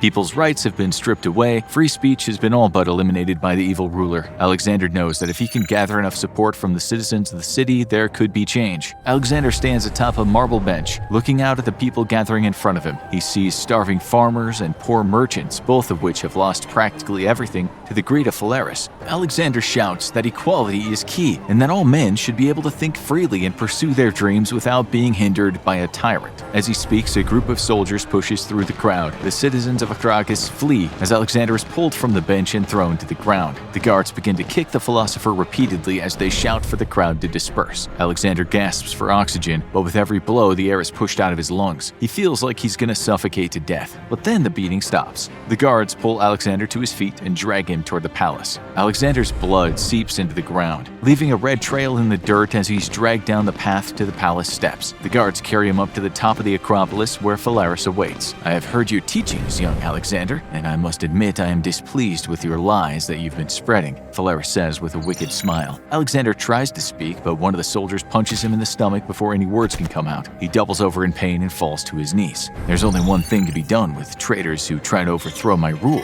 Phalaris continues. Throw him in the brazen bull. Alexander's eyes open wide. He opens his mouth to scream as one of the soldiers punches him in the face. There will be no mercy. Alexander's vision blurs as he feels himself being lifted off the ground and dragged toward the bronze bull waiting on the edge of the Acropolis. It looks over the city, like an evil sentry guarding a stolen treasure. Alexander desperately tries to claw his way away from the soldiers, but their grips are as strong as crocodile jaws. They approach the brazen bull. The sun gleams off its polished metal casing. The bull was only recently invented for the mad tyrant Phalaris, and very few people have been unlucky enough to be locked inside it. Alexander sees his reflection in the polished metal, but can't help notice the look of terror on his face. The soldiers pull him closer and closer to the bronze beast. They're only inches away when one of the guards reaches down and opens a hatch on the side of the metal bull. The door swings open. Alexander is about to be thrown inside when Phalaris gives the command to halt. For a moment, Alexander thinks he'll be spared. The cruel ruler walks up to Alexander and pulls a knife from his belt. "Hold his mouth open," the king hisses. The soldiers tilt Alexander's head back and force his jaws apart. Phalaris reaches into his victim's mouth and pulls out his tongue. He uses his knife to cut it off. Alexander chokes on the blood pouring from his mouth. He tries to yell for help, but he feels like he's underwater. He spits at Phalaris, covering him in blood. It's Alexander's last act of defiance before being tortured by the malicious king. Phalaris only smiles as Alexander's blood drips down his face. "Carry on," he says. The soldiers shove Alexander into the opening of the brazen bull and slam the door shut. The first thing he notices is the smell of burnt flesh. Although the brazen bull has only claimed a few victims, the stench of cooked skin is unbearable. Alexander's now trapped within the rancid underbelly of the bull. The door closes behind him, silencing his screams. As he inhales to let out another shout, the putrid smell of burnt flesh fills his nostrils. He throws up all over the inside of the torture chamber. It's pitch black, besides the little bit of light coming through the cracks where the door had swung shut. Alexander prays to every god he can think of, begging for mercy. All he was trying to do was make the city a better place. Now, the evil tyrant that's caused so much pain for its citizens has condemned him to the worst death imaginable. From the outside of the metal bull, Alexander can hear the muffled voices of the soldiers talking to Phalaris. The ruler of Akragas taps on the side of the metal bull and puts his face against its warm exterior. "You will not die fast, and you will not die well, young philosopher. Take the time while you are being cooked alive to think about all the mistakes you've made by speaking out against me." Phalaris steps away from the brazen bull. "Burn him," he says to his soldiers. They begin piling dried sticks and logs underneath the bronze bull. The sounds of Alexander pounding on the inside are little more than dull thuds. Then he hears a sound that signals the beginning of the end of his life. The crackling of the wood as it catches fire echoes through the chamber. He weeps as thoughts of his beloved Lyra race through his head. He left her that very morning with the intention of asking her to be his wife later that day under their favorite fig tree. Now she'll be left wondering what happened to him as his body burns to dust. The heat inside the bull begins to rise. At first, it's just the bottom of the chamber that heats up. Alexander lifts his hands and knees off the metal, alternating between each side of his body. Every time his skin touches the metal, it sizzles. The temperature inside the brazen bull rises higher and higher. Phalaris has gathered his closest advisors and friends to watch the spectacle that will occur as Alexander is roasted alive inside the bull. Paralaus of Athens only just invented this new torture device, so most have yet to see it in action. It was a gift from the now deceased sculptor to the Mad King. Phalaris himself has witnessed what the brazen bull can do and heard the sounds that a screaming victim from within will make, but he wants to show it off to others in his circle, just to be sure that they don't get any ideas of double-crossing him. Alexander can barely tolerate the heat anymore. The fire rages underneath the brazen bull. He can no longer touch any of the sides of the bronze statue without being burnt. He begins to rock back and forth as he howls in agony.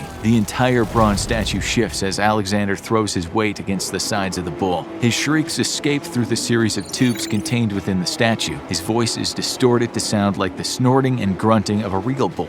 Phalaris claps his hands in glee as smoke begins pouring out of the nostrils of the brazen bull. Before the smoke is released from the statue, it passes through chambers filled with incense to counteract the stench of burning flesh. Alexander wails as he is cooked alive. It could be hours until the heat inside of the statue kills him. As time passes, he can no longer move. The nerve endings in his skin have all been destroyed. His flesh bubbles with third-degree burns. All Alexander can think about is his beloved Lyra. Would she still love him if she saw him like this? Skin and muscle begins to fall off his bones as it's now completely cooked. Alexander lays in the belly of the brazen bull, praying for death when the gods finally answer his pleadings. After much too long, he succumbs to the burns and leaves the mortal realm to join his ancestors in whatever existence comes after this one. After several more hours, the door to the brazen bull is pulled open. The soldiers sweep out the charred remains of the young philosopher and separate the bones from whatever else remains. Phalaris sorts through Alexander's bones, looking for just the right ones. He pulls them out, careful not to burn his fingers, and fastens them together with a piece of string. He ties the bones to his wrist and smiles at his new piece of jewelry. This horrifying story is what victims of the brazen bull would have to go through before the torture device killed them. Anyone who was thrown into this torture device did not have a happy ending to their life. This was even true for the man who was once said to have created the brazen bull. What we know about the brazen bull of ancient times comes mostly from the writings of Greek historians. Diodorus Siculus mentioned it in his Bibliotheca Historica, which tells us about Paralaus of Athens, who invented the brazen bull for Phalaris as a way to execute criminals. The Bibliotheca Historica was completed sometime around 36 BCE, which was several hundred years after Phalaris and Paralaus lived. As the story goes, Phalaris the tyrant was amazed and loved the concept of the brazen bull, but he had doubts if it would actually work. Being the awful guy guy that he was, he asked Paralaus to climb inside and shout into the tubes so he could hear what the contraption would sound like when a victim was inside. When Paralaus climbed into the bull, Phalaris slammed the door shut behind him. He did not just want a mock demonstration, he wanted the real thing. He ordered his men to build a fire underneath the brazen bull while its inventor was inside. The flames rose, and with them, the temperature inside the bronze bull did as well. Paralaus began to scream at the top of his lungs. He was being cooked alive in the very bronze bull that he had created. Here he was, a great sculptor that had made a magnificent contraption for his king, and now he was going to die. The sculptor slammed his body against the sides of the torture device. The bull rocked back and forth, giving it the illusion of being alive. When Paralaus screamed, the tubes within the bull turned his human shrieks into the sounds of a bull. Phalaris was impressed. He loved his new execution device. Before Paralaus died of being cooked alive, Phalaris opened the hatch to the brazen bull and pulled him out. He praised Paralaus on what a good job he had done as the inventor lay on the ground in agony, smoke rising from the melting skin on his body. It's not entirely clear what happened next. Some accounts state that rather than letting the brazen bull kill Paralaus, Phalaris brought him to the top of a nearby hill and threw him off it. It seems like an odd choice, as if Phalaris wanted to kill the sculptor, all he had to do was leave him in the bull. But as you can probably tell, Phalaris was a monster and might have had no rational reason for his actions. Regardless of how the brazen bull actually came about or if Phalaris really did kill its inventor, the fact remains that the torture device creates one of the most painful experiences anyone could go through. Being slowly cooked alive comes with all kinds of nasty consequences, even without the fact that you are stuck all alone in a dark chamber while people outside laugh with glee as your screams are turned into the sounds of a bull. This device would be a terrible way to go. The anticipation of what was to come would instantly send the body into a panic. It would become hard to breathe, not because there wasn't enough oxygen in the bull, but because the victim would become hysterical. Once the fire was lit, it would only take a few moments for the bottom of the bull to become too hot to touch. But since there would be nowhere for the victim to go, they would immediately begin burning whatever part of their body was in contact with the metal statue. The inside of the brass bull likely reached somewhere around 600 degrees Fahrenheit, which wouldn't be hot enough to cause someone to burst into flames, but would certainly be hot enough to cook them alive. Like any type of meat that is cooked in an oven, the muscles and cells began to denature, and the body released liquid. If cooked for long enough at a lower temperature, someone's muscles could literally slide off their bones. This is why the brazen bull was such a terrible torture method. The victim could remain alive for hours if the fire was controlled. They would be in agony the entire time until their body finally couldn't take it anymore, and they died from extreme dehydration or organ failure. It would be the severe burns and the blistering of the skin and muscles that would cause the most painful part of the brazen bull experience. Over time, the brazen bull came to be known by other names such as the bronze bull, Sicilian bull, or the bull of Phalaris. After it fell out of favor with the Greeks, the brazen bull was said to be used by the Romans. This was during the turn of the century when Christianity was spreading throughout Europe and the Middle East. The Romans threw Christian dissidents into the brazen bull and cooked them alive to make an example of them and show what happened to Christians in the Roman Empire. Both Saint Antipas, who would be invoked to help ease the pain of toothaches, and Saint Eustace, who was a pagan Roman general that converted to Christianity, were executed via the brazen bull. Saint Eustace had a family he was forced to separate from for several years as he hid from the Roman authorities, who were after him. He eventually returned home only to be captured and then cooked alive inside the brazen bull. The worst part was that the Romans also put Eustace's family into the belly of the bull with him, and they were all roasted together. Ironically, when we go back and look at the writings of ancient Greek historians, there are some stories that state Phalaris himself was roasted alive inside of one of his own brazen bulls. Perhaps the people of the city of Akragas had become so fed up with their tyrant ruler that they revolted, removed him from power, and threw him into one of those torture devices. This would have been a fitting end for an evil tyrant who had been so eager to use the brazen bull on others. Codename Cobalt, also known as the Salt Pit. Its official designation is a string of numbers and letters written on a CIA inventory document somewhere. But the 20 men currently held inside have a different name for it, the Darkness. A fitting name given that once you enter this place as a prisoner, you will not see light again for the duration of your stay, if you survive. It was once a brick factory located just north of Kabul, but soon after the American invasion of Afghanistan, the abandoned property was quickly seized by the CIA. At the time, the Central Intelligence Agency was still reeling from the catastrophic intelligence failure of September 11, 2001, possibly the worst failure of any intelligence agency in history. The pressure on the CIA to prevent a future attack was intense, but Al-Qaeda and associated terror groups were notoriously difficult to penetrate with human agents. Motivated by ideology, not greed or even political desire, jihadist terror groups had proven quite difficult to gather human intelligence on. Normally, the CIA and its incredibly deep pockets could bribe greedy or disenfranchised enemy agents, but the strict religious fundamentalism of al-Qaeda and associates made this tactic extremely difficult and not very productive. If another major terror attack on the United States was to be prevented, they would need to get their intelligence another way. That left interrogation, and there were soon plenty of individuals with knowledge of the inner workings of al-Qaeda to work with.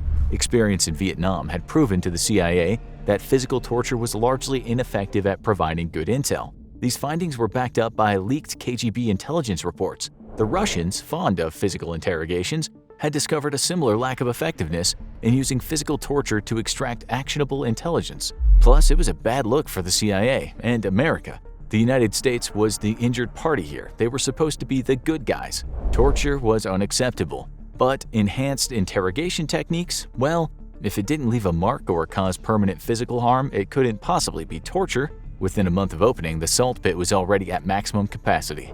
The road to the salt pit began almost a year earlier, with psychologists Bruce Jessen and James Mitchell writing a paper entitled Countermeasures to Al-Qaeda Resistance to Interrogation Techniques. Recognizing that high-risk Al-Qaeda operatives would be trained to resist torture and interrogation, much like many Special Forces soldiers, Mitchell and Jessen drew out an outline for recognizing when a detainee was using active resistance techniques in order to thwart attempts to interrogate them for intelligence.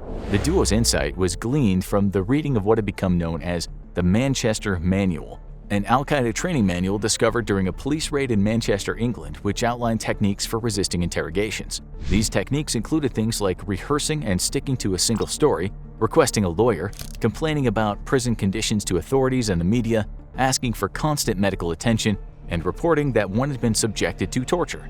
The two put together a PowerPoint presentation and marketed it directly to the CIA. The CIA seemed to like what the two were selling and soon invited them for more in-depth discussions about their strategies to break al-Qaeda resistance training on future captives. Waterboarding, walling, sleep deprivation. The dynamic duo had plenty of ideas the CIA was more than ready to adopt. Initially, Mitchell and Jensen insisted that they did not include any physical techniques or anything that would be inconsistent with the Geneva Convention on the treatment of prisoners. However, as pressure to get actionable intelligence mounted, the two quickly began to think about ways of ensuring that they could get good intel out of detainees. The conversations quickly took a turn toward what would infamously become known as enhanced interrogation techniques, things that were allegedly not torture simply because they did not leave long-lasting physical harm. Discussions also turned to moving detainees to facilities where they would be out of the reach of the Red Cross, and both American and international observers meant to ensure good treatment of detainees. Using a CIA black site in Thailand, Mitchell and Jessen began to gather data for the operation of their very own detainment site in Afghanistan. The test subject was, among others, Abu Zubaydah, a known terrorist operative with links to senior Saudi Arabian officials. Zubaydah's interrogations were closely monitored by Mitchell and Jessen, who approved of the use of enhanced interrogation techniques. These included frequent walling, or when a detainee is forcibly slammed against a wall repeatedly on their back, an all-liquid diet, the use of stress positions, a whopping 83 waterboardings, slapping, choking, and gut punches, sleep deprivation, forced nudity, and confinement in very small boxes with no interior lighting. At one point, when the interrogators discovered that Zubaydah was afraid of cockroaches, they filled his confinement box with the insects and left him locked inside for hours. The interrogation techniques seemed to work, though what actionable intelligence was gathered is unknown and still remains classified. However, Mitchell and Jessen observed that after a few weeks, the initially defiant Zubaydah was left a whimpering mess who crawled inside his confinement box without question or protest. When told by a guard, "You know what to do." The dynamic duo had the data they needed, and now, with the salt pit about to open up, had the perfect place to test their applications of enhanced interrogation techniques. The goal was simple: break a subject down psychologically so they would comply with the request for information. To do this, detainees would be reduced to a psychological state of complete dependence on their interrogators, reverting an individual to an almost childlike state. Various techniques would be employed to achieve the desired effect. Immediately upon being transferred to the salt pit, a detainee had a sandbag secured over their head. This disoriented the individual and introduced them to the world of perpetual darkness that was to be their home for months, even years at a time. From the moment that sandbag went on their head, the only other light the detainee would see would be from a guard's flashlight or the bright lights of an interrogation room. The salt pit held enough cells for 20 detainees. The cells lacked beds, chairs, or desks, or furniture of any kind. Instead, a detainee was dragged inside and immediately shackled to a steel ring cemented onto the cold concrete floor. Except for when being removed for a medical examination or to be interrogated, The detainee would remain shackled to the steel ring 24 hours a day, 7 days a week. Individuals who were uncooperative could be short-chained or chained with such little slack that they'd be unable to stand up. These, however, were the lucky detainees, as particularly unruly or uncooperative subjects would be placed into 4 of the special cells with steel rings fastened high up above the detainee's head. These individuals would be chained with their arms up, often in such a way that they would be forced to stand on their tiptoes. This was only supposed to be used for a short bounce at a time, but an investigation into the salt pit would reveal that some detainees were held like this for days. Not only was this incredibly physically uncomfortable, but could cause serious long-term damage to the arms and back. Neither the cells nor the facility had any bathrooms for detainees to use. Instead, individuals in the upright sleep deprivation cells were outfitted with diapers, which would often be their only item of clothing, as they would be forced to strip nude for the duration of their stay. Some prisoners got to keep their shirts, but nobody got pants, socks, or even shoes. When diapers weren't available, prisoners would have diapers improvised by the guards, with duct tape being a common construction material. Other times they would simply do without, and prisoners would relieve themselves on the floor of their cells. A cold water hose would be used to clean them and their cell up. For the well-behaved prisoners in the 16 other cells, their bathroom was a plastic bucket. In the summer, heat would rise to well over 100 degrees inside the dark facility, but prisoners could be kept from suffering heat stroke by a simple rinse of the hose and lots of hydration. It was in winter, though, that the facility became truly torturous, as detainees were forced to sit on the freezing concrete, almost completely nude, in temperatures as low as 31 degrees Fahrenheit. Hypothermia was constant during winter months, and even led to the death of Gul Rahman, a suspected jihadist discovered dead in his cell with the temperature at 32 degrees. While in their cells, prisoners would be blasted with constant music or other noise over a stereo system set to max volume. This actually was not part of Mitchell or Jesson's outline, but instead was improvised by the prison facility manager, and shows the cowboy attitude of the CIA in the treatment of detainees at the start of the war in Afghanistan. Uncooperative inmates would be denied food, or perhaps placed in an all-liquid diet that gave an inmate all necessary nutrients for life, but left the subject perpetually hungry and uncomfortable, with bouts of diarrhea that only added to the discomfort. When it came time to gather information, if a prisoner still resisted, the CIA resorted to more direct measures of encouraging cooperation. This would include the use of waterboarding, which places a detainee on a large slab that's then tilted so the feet are lifted above the head. A towel or piece of plastic is then placed over the inmate's mouth and nose, and a continuous stream of water, perhaps from a pitcher or a hose, is then washed over the inmate's face. The effect very closely simulates drowning, and even hardened intelligence agents typically have a hard time lasting more than a few seconds. Other techniques would involve physical holds that place the prisoner in extremely uncomfortable positions. Often a prisoner's limbs would be stretched out in a way that was incredibly painful, but by releasing after a short time, no lasting harm would be done to the prisoner. One particularly painful technique known as facial holds involves the manipulation of facial features such as the nose and ears in ways that cause extreme pain. In between techniques, prisoners were often walled or slammed into a wall on their back with great physical force. The effect forces the air out of their lungs and often leaves an individual dazed or stunned, and can be very physically disorienting. Next, prisoners could be iced or forced to lay nude on sheets of plastic, which were then raised to form a sort of bowl where the prisoner rested in the center. Then, ice-cold water would be blasted over the prisoner from a hose, causing great discomfort and hypothermia. The nudity extended outside of icing, though, with prisoners often kept in states of undress so as to cause great humiliation to them. Thus, they were rarely afforded any clothes. Perhaps one of the most damaging techniques, however, was cramped confinement. In this technique, an individual would be forced inside a small box. The detainee would be forced inside either on their side or on their hands and knees, and the box would be too short for them to stretch out fully or stand up straight. The interior of the box would have observation slits, which would be used by guards to check on the prisoner, but when shut, would allow no light inside.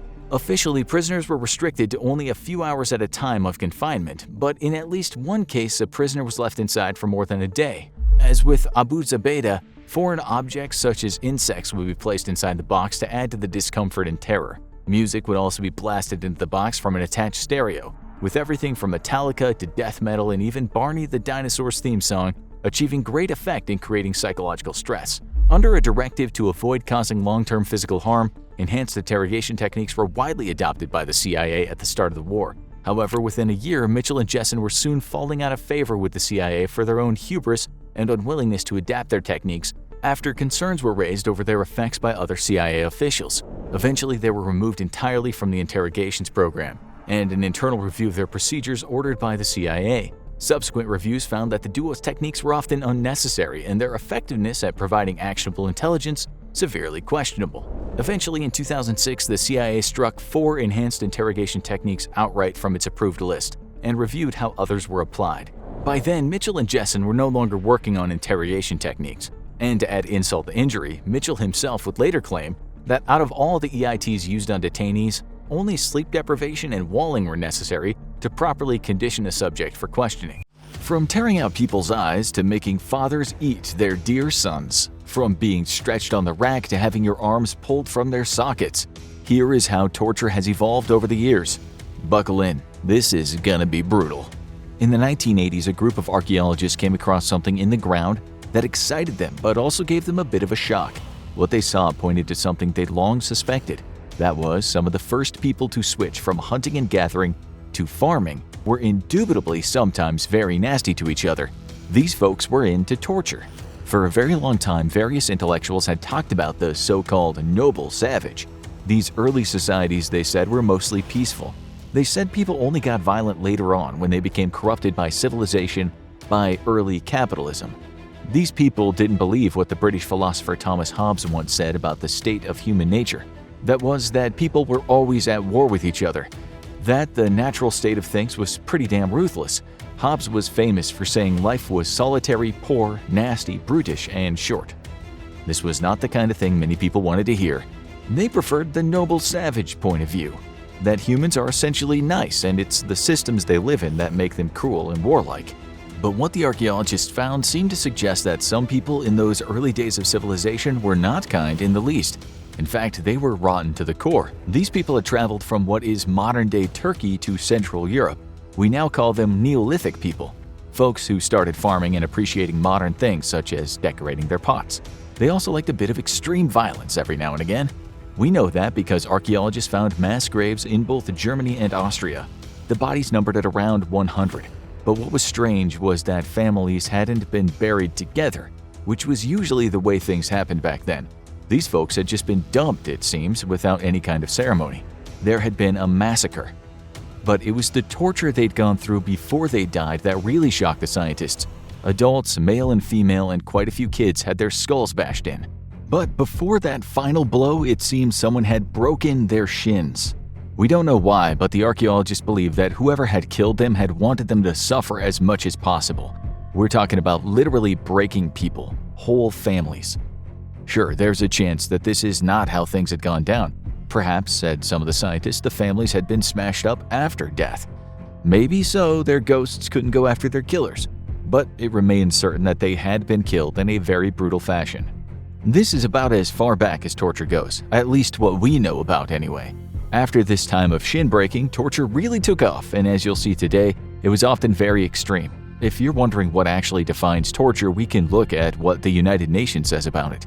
It says that torture is any act by which severe pain or suffering, whether physical or mental, is intentionally inflicted on a person for such purposes as obtaining from him or a third person information or a confession, punishing him for an act he or a third person has committed or is suspected of having committed. That is pretty vague. You could say being forced to watch a Justin Bieber concert over and over and over and over again is a kind of torture. Ancient folks didn't have that kind of power at their fingertips though, so they had to make do with old school types of torture. We know that torture during interrogations was a thing in the Achaemenid Empire, sometimes called the First Persian Empire. This was founded by Cyrus the Great in 550 BC. From Persia, they spread out to the Balkans and Eastern Europe. They were an advanced civilization for the time, but they also had a taste for blood. Alexander the Great discovered this when he pretty much overran their entire empire. King Cyrus was admired by those ancient Greeks, and he was even known for his endorsement of human rights. But that didn't mean he was against torturing people. He would likely have embraced the saying, if you want to make an omelet, you have to break a few eggs.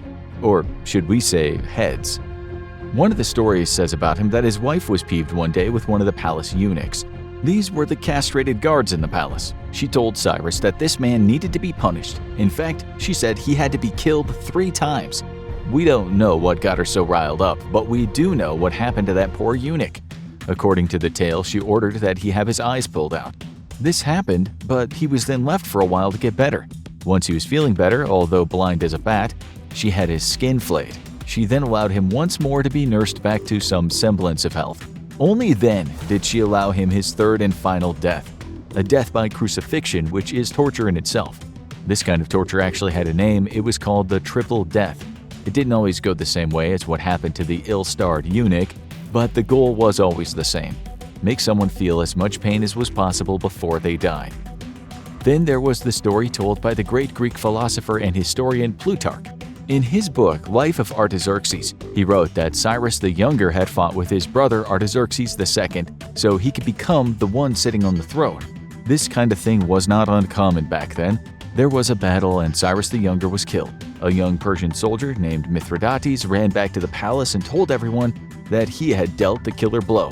But it turned out he hadn't. He had just thought that he had.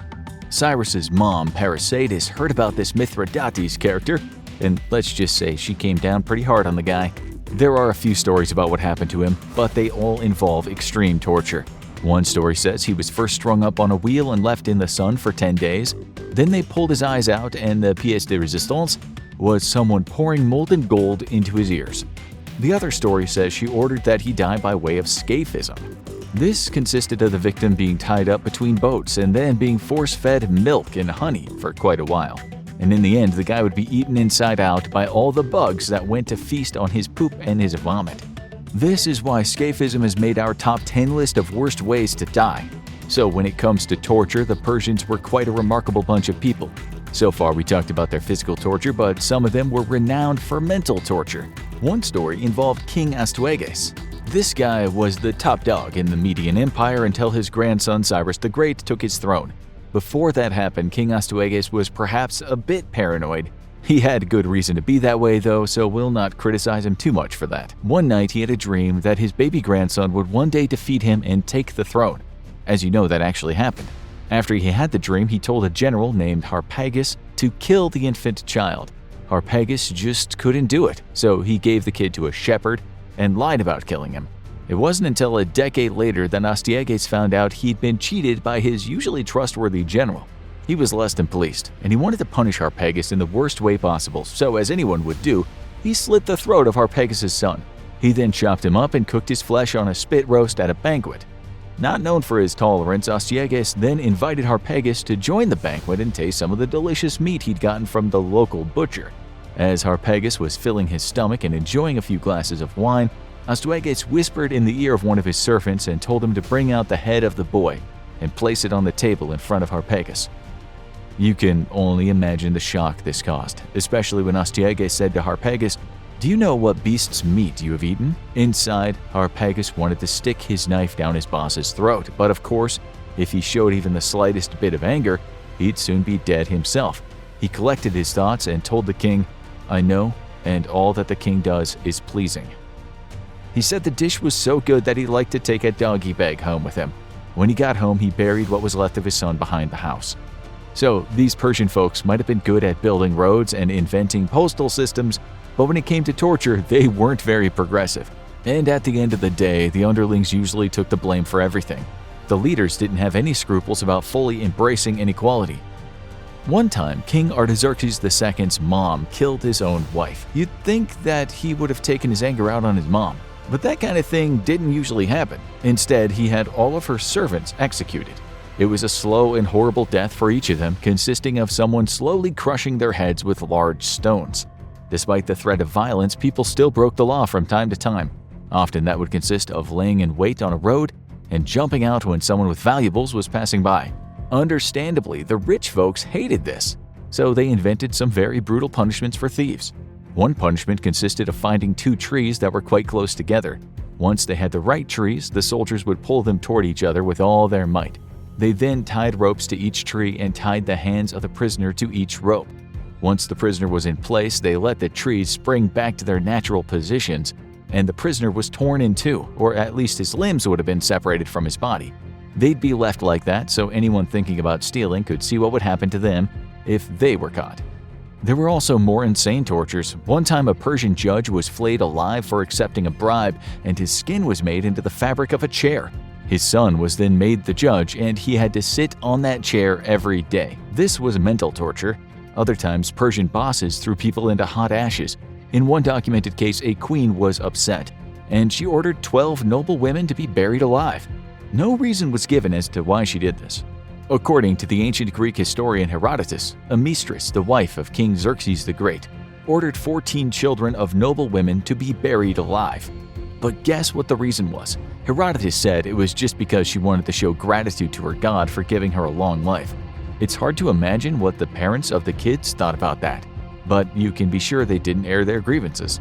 So torture wasn't always performed to get a confession from someone. It was also used to make an example of someone by administering a slow death, be it either a physical or mental one.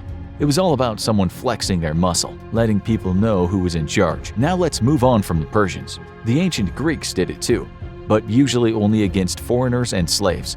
In fact, in Athenian law, it was stated that if someone should confess, then it had to be a confession wrought through torture.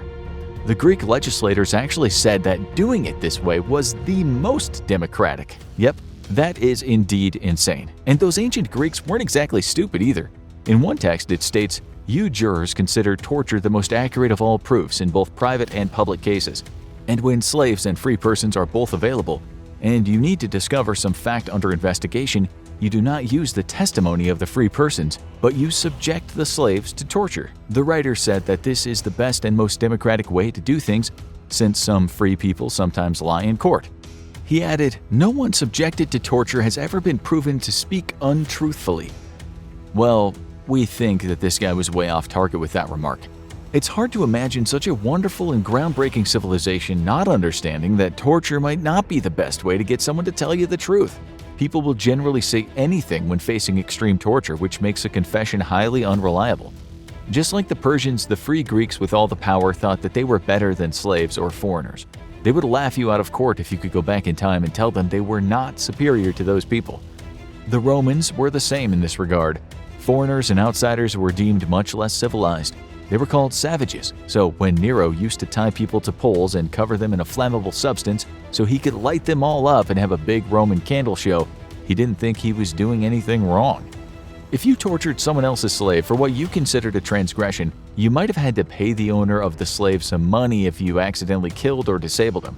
The injured party got nothing, of course. The issue was between the free people only.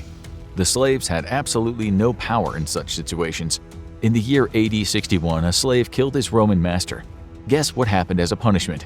400 slaves were killed. This was because the Romans wanted to make a statement. It was overkill, but slaves were really deemed inferior people. Whipping, branding, and beating slaves was not just legal, but expected if the slave did not perform his duty.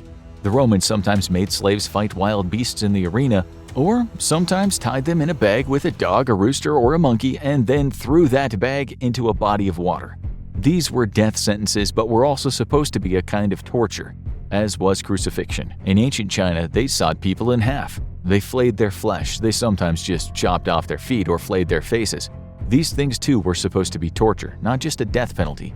Being executed fast was seen as merciful back then. And if the authorities or the ruler wanted to get some information from the condemned, then a slow, painful death could always prove to be useful, or so they thought. Such was the case with the Chinese Ling Chi, or slow slicing in English. The condemned person had a choice: give a full confession and receive a death blow, or don't talk and receive many, many painful cuts.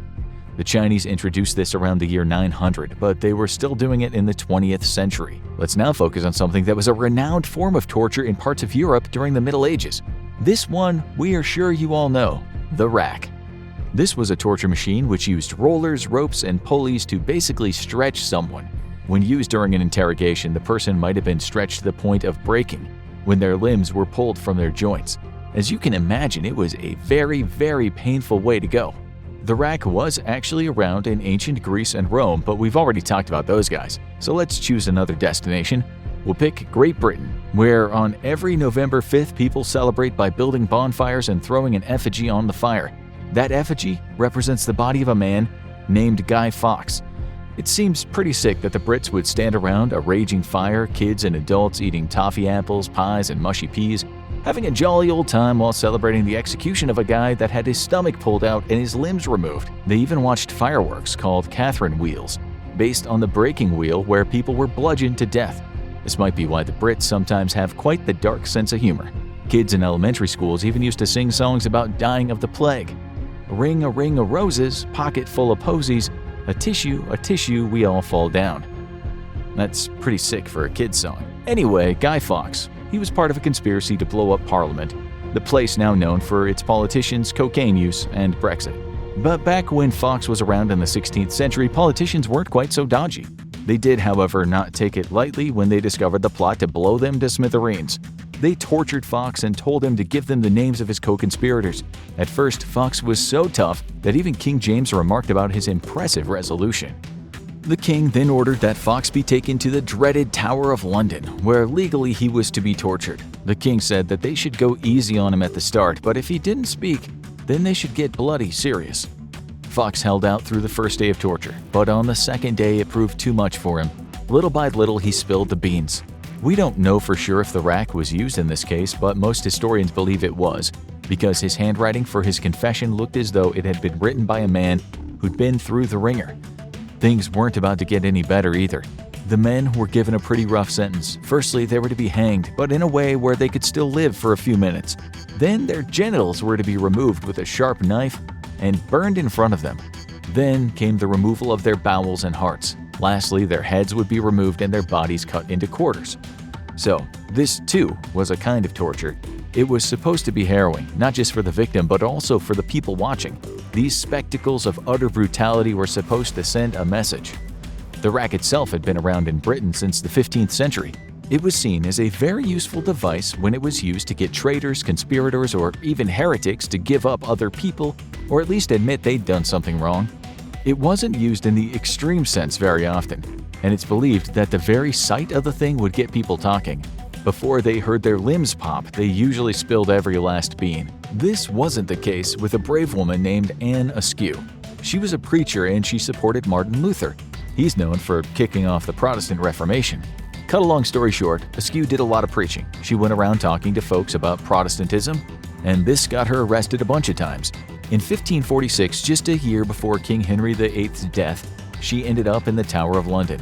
Her interrogators asked her who had also been preaching the word of Protestantism, but she refused to give them any names. Women weren't often tortured in those days, but she got the full Monty, the restraints, and the rack. We know what went down because she took some notes. She wrote, "Then Master Rich and one of the council charged me, upon my obedience, to show them unto if I knew any man or woman of my sect. My answer was that I knew none. They said they unto me that the king was informed that I could name, if I would, a great number of my sect. I answered that the king was as well deceived in that behalf, as dissembled within other matters." She was subsequently taken down to the dungeon. There, Sir Anthony Kingston told the jailer to put her on the rack. He believed that as soon as her body touched it, she would start talking. But that's not what happened, so he ordered the jailer to stretch her. The Lord Chancellor was also there. The jailer didn't want to do it. The sight of her grimacing and the quiet howls that issued from her lips was just too much for him. He was then reminded that if he didn't turn the wheel, the king would find out, and he'd probably end up facing a serious sentence himself. Just before they really started to stretch her, they asked her if she was with child. She replied, "Ye shall not need despair for that, but do your wills upon me." Translated into modern language, that means, don't worry about that, get on with it. Do your worst. She later wrote, "They then put me on the rack, because I confess no ladies or gentlewomen to be of my opinion. And thereon they kept me a long time. And because I lay still and did not cry, my Lord Chancellor and Master Rich took pains to rack me with their own hands, till I was nigh dead." One guy who saw what happened next later wrote about it, saying, "Her bones were almost plucked asunder. Her screams could be heard in the next building, where a woman was sitting with her child. It was an awful thing to hear. They then asked her again who she was working with. She said nothing." She later wrote, "My Lord God gave me the grace to persevere, and will do, I hope, to the very end." The king later found out about what had gone down and was apparently not too pleased that this woman had been tortured like that. She was so beat up after her stretching that she had to be carried away on a chair. Still, as you probably know, King Henry VIII wasn't exactly anti-execution. On the day when she was to be burned at the stake, she still couldn't walk and had to be taken to the scaffold on a chair. It was later written, when she was brought onto the stake, she was tied by the middle with a chain that held up her body. When all things were prepared, the king's letters of pardon were brought, whereby to offer her safeguard of her life if she would recant, which she would neither receive, neither yet vouchsafe once to look upon. As was often the case in these matters, the executioner tried to make death fast by putting gunpowder around her neck. He then lit the fire, and soon there was an unholy conflagration about her body. Witnesses remarked that she didn't scream until the flames started searing the flesh from her chest. You might now be wondering, did anyone actually die on the rack in Britain? The answer is yes. It happened to one guy named Nicholas Owen. Testament to how unhinged and insane humanity can be at times, he wasn't put on the rack because of his devotion to Protestantism, but because he was a devout Catholic. He was actually a really good stonemason and carpenter, and he used his skills to make hiding places for priests. These were called priest holes. We're sure you might have seen one in a movie or on TV, when a person of a various religion was to hide in a box or a little secret room for whenever the king's men came looking. As someone who was good at making these secret rooms, Owen became a wanted man, especially when rumors got around that he helped a guy escape from prison. Owens was eventually caught and charged with the crime of building those priest holes. At the time, Secretary of State Robert Cecil said, "It is incredible how great was the joy caused by his arrest, knowing the great skill of Owen in constructing hiding places and the innumerable quantity of dark holes which he had schemed for hiding priests all through England." They thought Owen had been hiding folks for years, so with a little help from the rack, they believed they could get him to tell them where all the priests were. They took him to the Tower of London and introduced him to a rack that had been created by a famous priest hunter named Richard Topcliffe. Thing was, Owen was in really bad shape. He was partially disabled after falling from a horse, and he also had a great big hernia, so no sooner than the rackmaster started turning the wheel, Owen's intestines looked as though they were about to explode out of his stomach. Not one to show much sympathy, the rackmaster just grabbed a heavy chunk of iron plating and put that on Owen's stomach. When he was stretched a little more, the hernia bulged out and was sliced by the plate, which didn't end things very well. Owen was soon dead. He was later made into a martyr because if he had squealed about the location of his priests, scores of people would likely have been executed. Around that same time, there was another kind of device that worked in a similar way. This was the strappado. This machine had been called a kind of reverse hanging. That's because men had their hands tied behind their back and then they were pulled up by a rope attached to their wrists. The pain must have been excruciating, especially because the torture almost always dislocated the shoulder joints. It's said that a person could have lifelong injuries from being pulled up like that. So this was just as bad as the rack, if not worse. As you probably know though, being pulled up by your hands when they're tied behind your back doesn't always have to involve a large device. Sometimes people were just hung up by hooks. The Nazis sometimes did this at their concentration camps. During the Vietnam War, some American soldiers were treated to this punishment while they were spending time in a North Vietnamese prison. Something similar might have happened to Senator John McCain when he was captured and tortured during the war. Decades later, CIA operatives did almost the exact same thing when they were torturing suspected terrorists at Abu Ghraib prison. In fact, one prisoner there, named Manadel al-Jamadi, died after being strung up by his wrists. This brings us to the most modern forms of torture, which are not supposed to leave any visible injuries. The psychological aspect now plays a leading role over the physical aspect. Maybe this is progress, but using progress and torture in the same sentence doesn't quite feel right. For all you warped punishment fans out there, today we have something very special for you. It might just be the sickest, most depraved punishment we've ever talked about here, but we'll let you decide after you've finished watching the show. And if you're a nature enthusiast who's currently concerned about the state of the environment, you'll be pleased to know that this particular punishment is 100% sustainable. Paradoxically, it's the most ethical and unethical torture that's ever existed. First, you need to understand a little bit about the star of today's show, a plant called bamboo. Many of you won't be too familiar with this plant, but in parts of Asia, the thing is absolutely indispensable. And not just to panda bears. You need to know that the stuff is very, very strong. What's incredible about bamboo is that it grows very fast, and we mean really fast. You can almost watch it grow in front of your eyes. Over a period of 24 hours, some species of bamboo can grow up to 36 inches, just over 91 centimeters.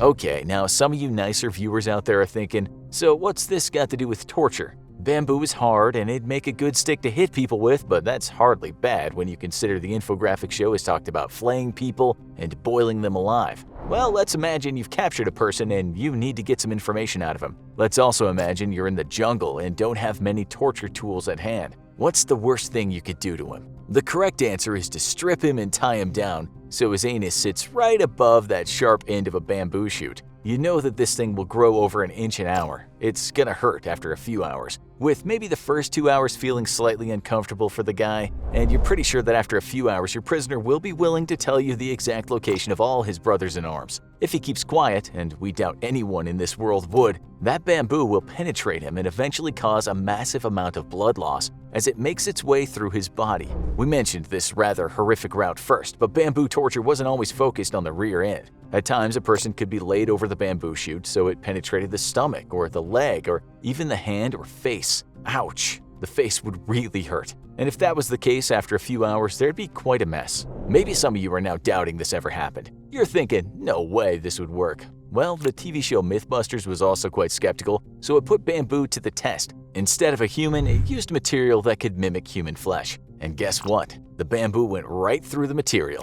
Mythbuster conclusion was, damn, that's one scary plant. Who the hell would do such a thing to another human being? The answer is the Siamese, a culture with a colorful history of torture. In the early 19th century, Siamese soldiers used bamboo torture in what was called the Siamese invasion of Kedah. Siam, by the way, is what we call present-day Thailand. The Siamese, along with another torture-loving country, Britain, invaded what's now called Malaysia. It was a British guy who wrote a book called My Journal in Malayan Waters that talked about this terrible form of torture. In the middle of the book, he calls bamboo palm spears and a formidable lance, going on to say that he felt sorry for the Malaysian folks that were impaled on it. Such are the cruelties perpetrated by these wretched native monarchies, he wrote. For a few pages, it's all about unimaginable torture, including cooking people to death. As for the description of bamboo torture, we think you ought to hear it described by the writer. He said they captured a man and then tied him down on a fast-growing sprout in a sitting posture, so its lance-like point should enter his body and bring on mortification and death by piercing the intestines. In short, a slow mode of impaling. It doesn't take a genius to figure out that a plant that grows so fast could be used as a tool of torture, so you won't be surprised to hear it happened in other parts of Asia. We found a book called Journey Across the Peninsula of India from Madras to Bombay, which describes people in India making use of the hyperactive plant. Again, it's a British writer, and again, he talks about this remarkable plant that grows so fast and is so strong. He doesn't really go into gory detail about the punishment, but says it was quite a common method of torture. He said, a man is placed on a bamboo shoot which speedily makes its way through the body. All you viewers in the US might be thinking, thank God that never happened to any of our soldiers.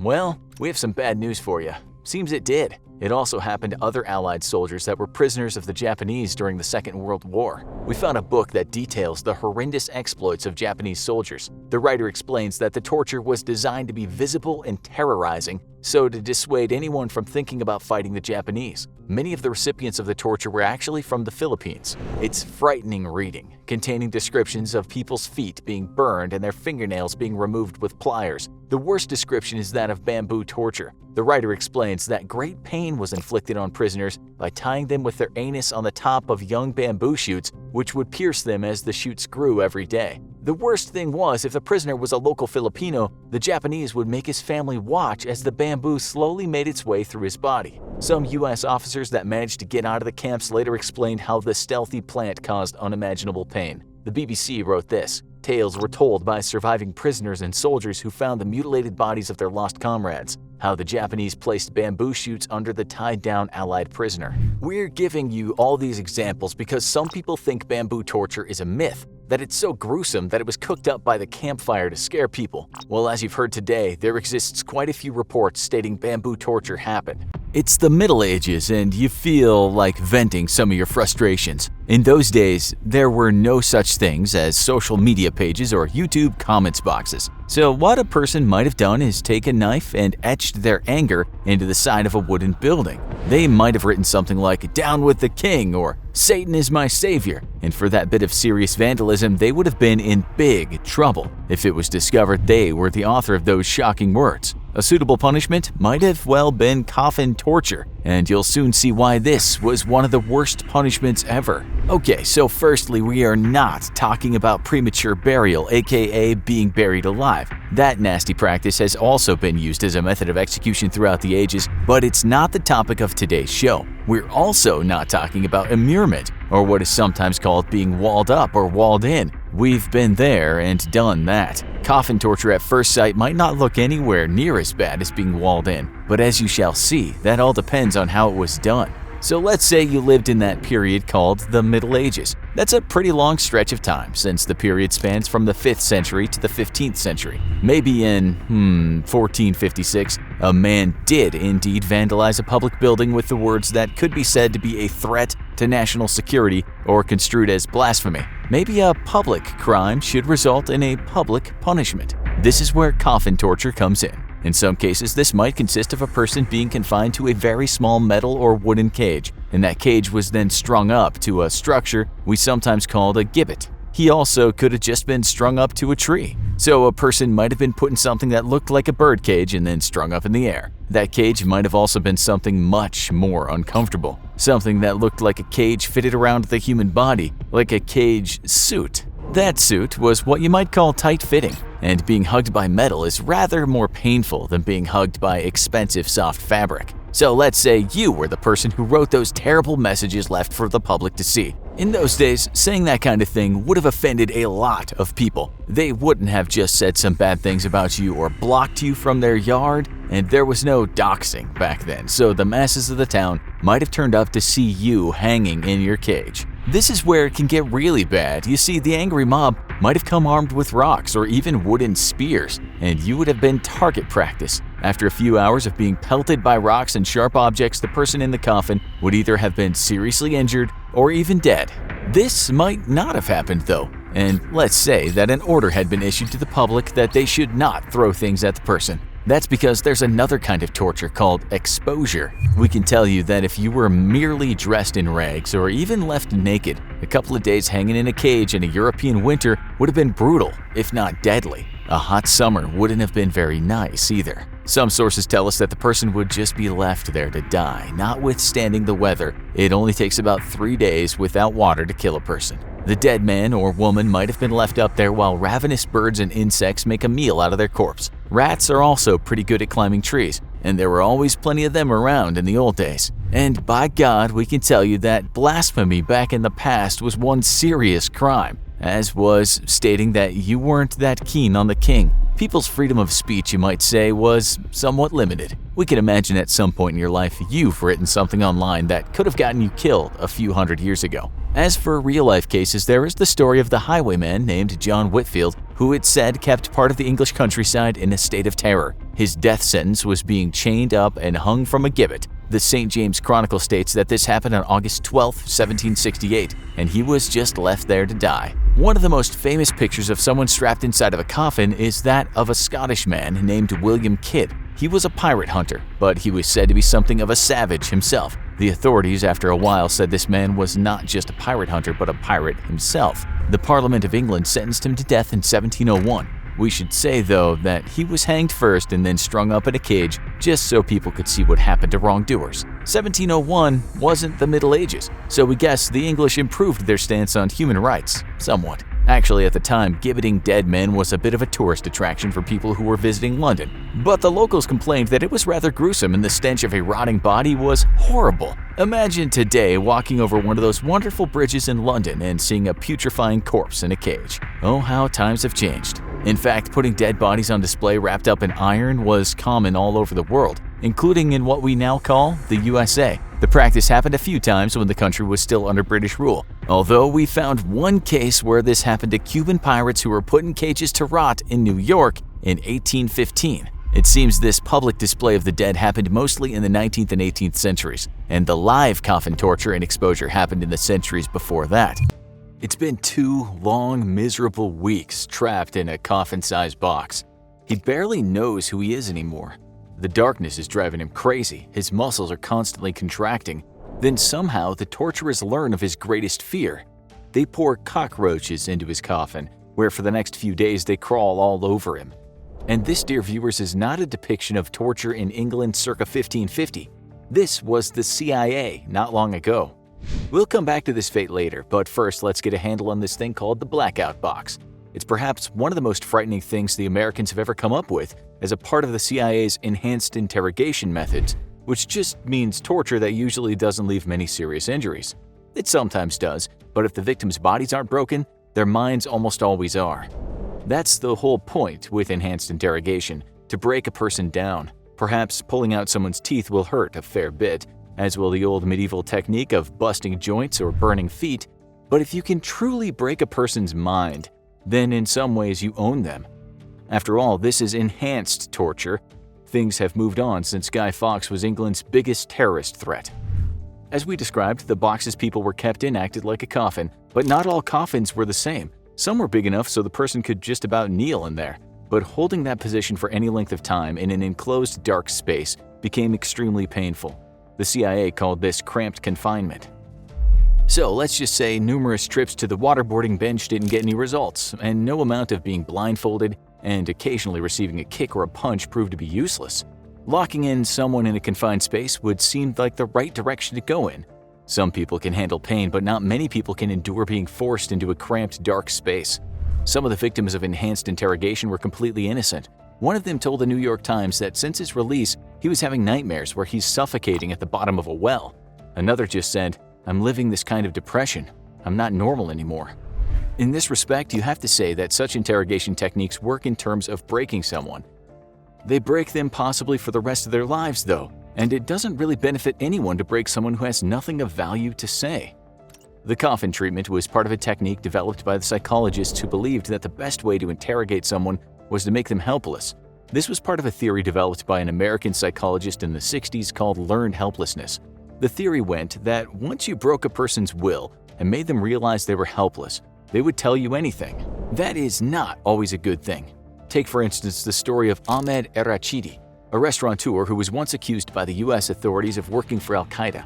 He was later proved innocent of all charges, but first, this man who suffered from bipolar disorder was interrogated at a CIA black site. The interrogations worked. In some ways, they were an outstanding success. Following a complete psychotic breakdown after being left in a cramped confinement, he told the authorities he wasn't just a terrorist, but he was the superior officer to Osama bin Laden. He probably believed this because he also said the world was about to be destroyed by a giant snowball. He'd lost his mind. A snowball-based apocalypse story wasn't much good to his interrogators. To make a person feel helpless takes time. You can't just pull out a fingernail. You need to be relentless, then give the prisoner a break, and then be relentless again. This will gradually cripple the prisoner's psyche. A former resident at Guantanamo Bay said, "I've been suffering from absent-mindedness, amnesia, inability to memorize, depression, helplessness, apathy, loss of interest in the future, slow thinking, and anxiety." This alone should tell you that while such torture techniques are primarily modern, they still deserve a place on the worst tortures in history list. Prolonged exposure to torture may not be as physically painful, but mentally the scars are deep. Let's now come back to the man whose box was filled with cockroaches. His name is Abu Zubaydah, and he's still being held at Guantanamo Bay without charge. He was also the first ever person to be subjected to the CIA detention program after 9/11. At some point in that program, he lost an eye, although a medical issue could have been to blame. We're not exactly sure. This is what former President George W. Bush said after he was detained. "The other day, we hauled in a guy named Abu Zubaydah. He's one of the top operatives plotting and planning death and destruction on the United States. He's not plotting and planning anymore. He's where he belongs." It's since been proved that he had no idea about the 9/11 attacks, and he was never a member of Al-Qaeda, although he was a non-Al-Qaeda related jihadist. Today, we won't focus on his case, but we'll talk about how he was tortured. He wasn't just the first to face this new torture program, but he pretty much underwent the CIA's whole gamut of techniques, many times over.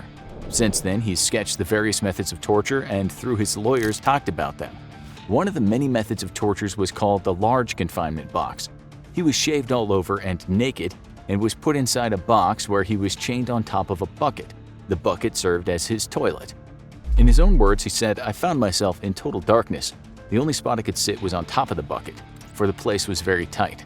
He was told before he was placed in the box, what he described as a casket, that this place was going to be his home for quite some time. Turned out the large box wasn't going to be the worst of his problems though, because soon he was going to experience what it was like to be in the small confinement box. He described it like this: "As soon as they locked me up inside the box, I tried my best to sit up, but in vain, for the box was too short. I tried to take a curled position, but to no avail, for it was too tight." He said he was forced to stay in the fetal position because there was no place to move. That made the entire experience very, very uncomfortable. He said, "The very strong pain made me scream unconsciously." It was at some point in this box that the CIA threw in some company, the aforementioned cockroaches. We'll come back to those soon. Regarding the dimensions of the box, the large one was said to be the size of a coffin.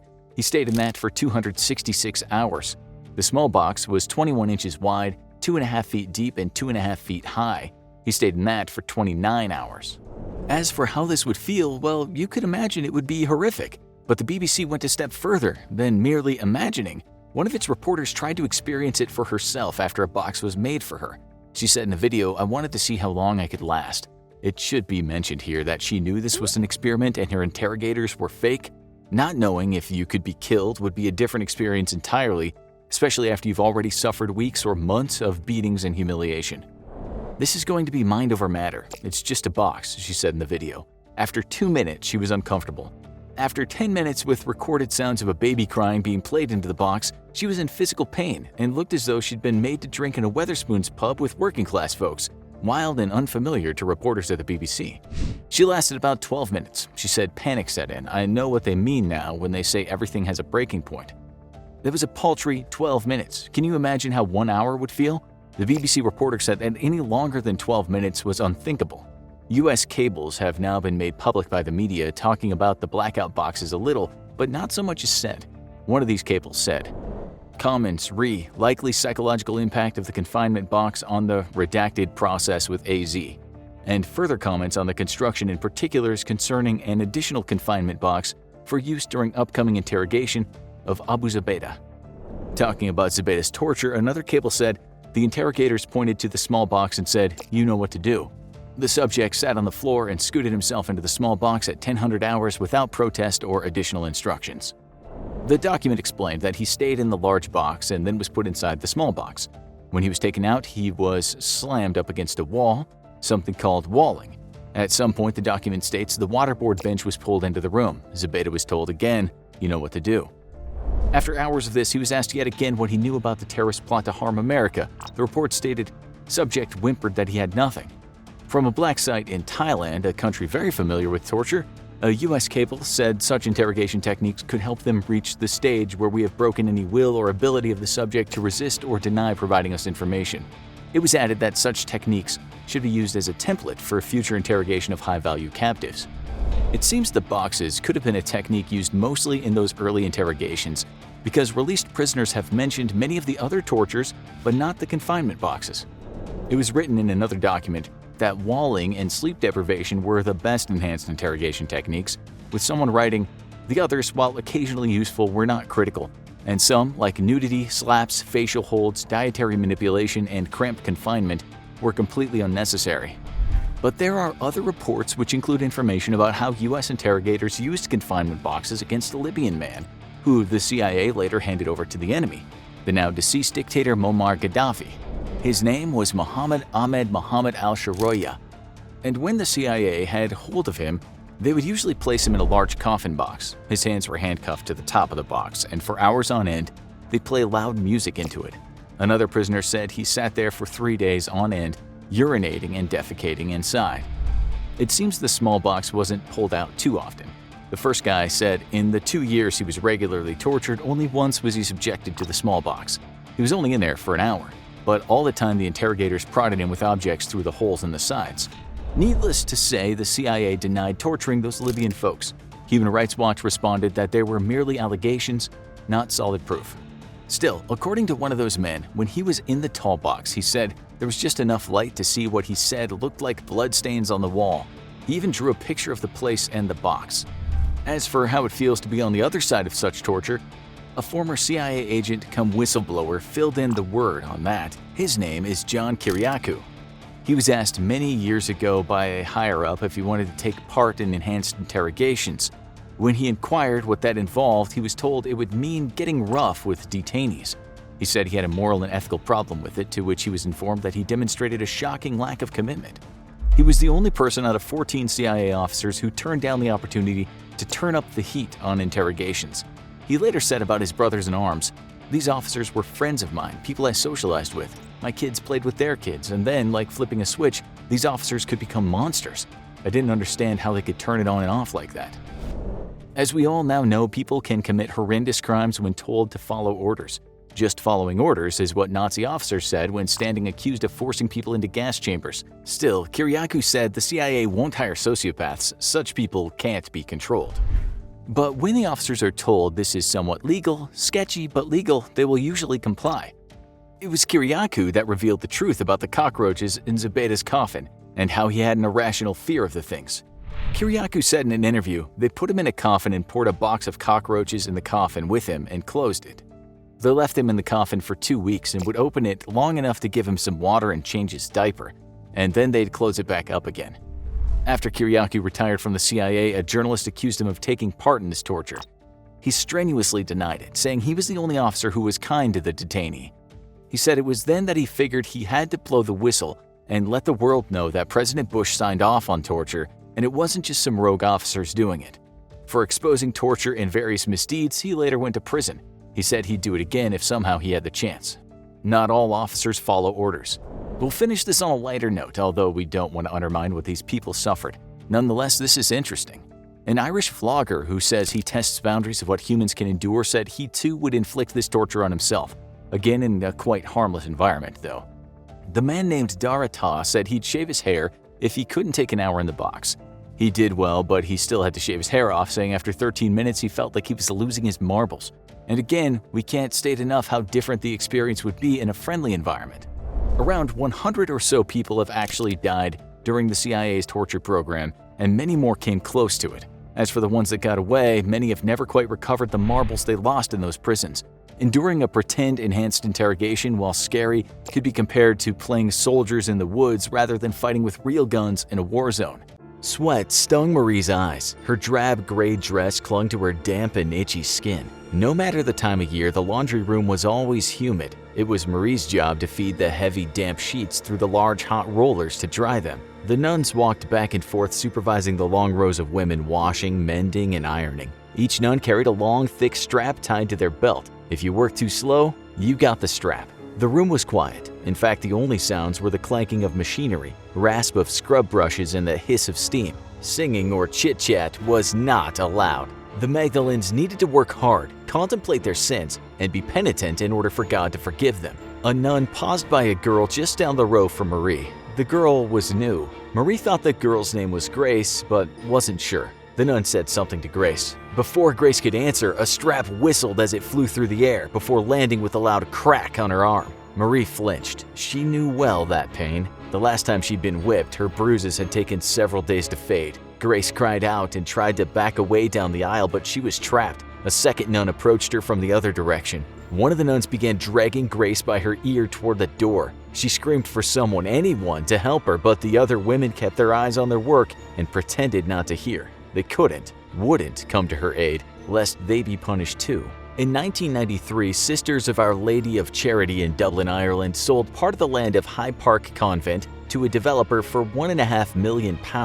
However, there was an unusual provision to the sale. The land contained a mass grave of 133 Magdalenes, or women who had been institutionalized in High Park's Magdalene laundry. In fact, High Park had been the largest such laundry in Ireland. The plan was that the nuns and the developer split the costs of exhuming and cremating the bodies. Then the ashes would be reburied in another mass grave in Glasnevin Cemetery. But when the project got underway, the mass grave was found to have a dark secret. The first Magdalene Asylum was opened in 1758 in London, England, by a trio of philanthropist businessmen. They wanted to create a place where prostitutes could be rehabilitated. In addition to attending church and learning manners, the women did household chores and various crafts to contribute to the institution. Generally, the women earned a small sum of money for their craft work. The idea of Magdalene Asylums spread. Soon there were homes in several countries, including the United States, Canada, and Sweden.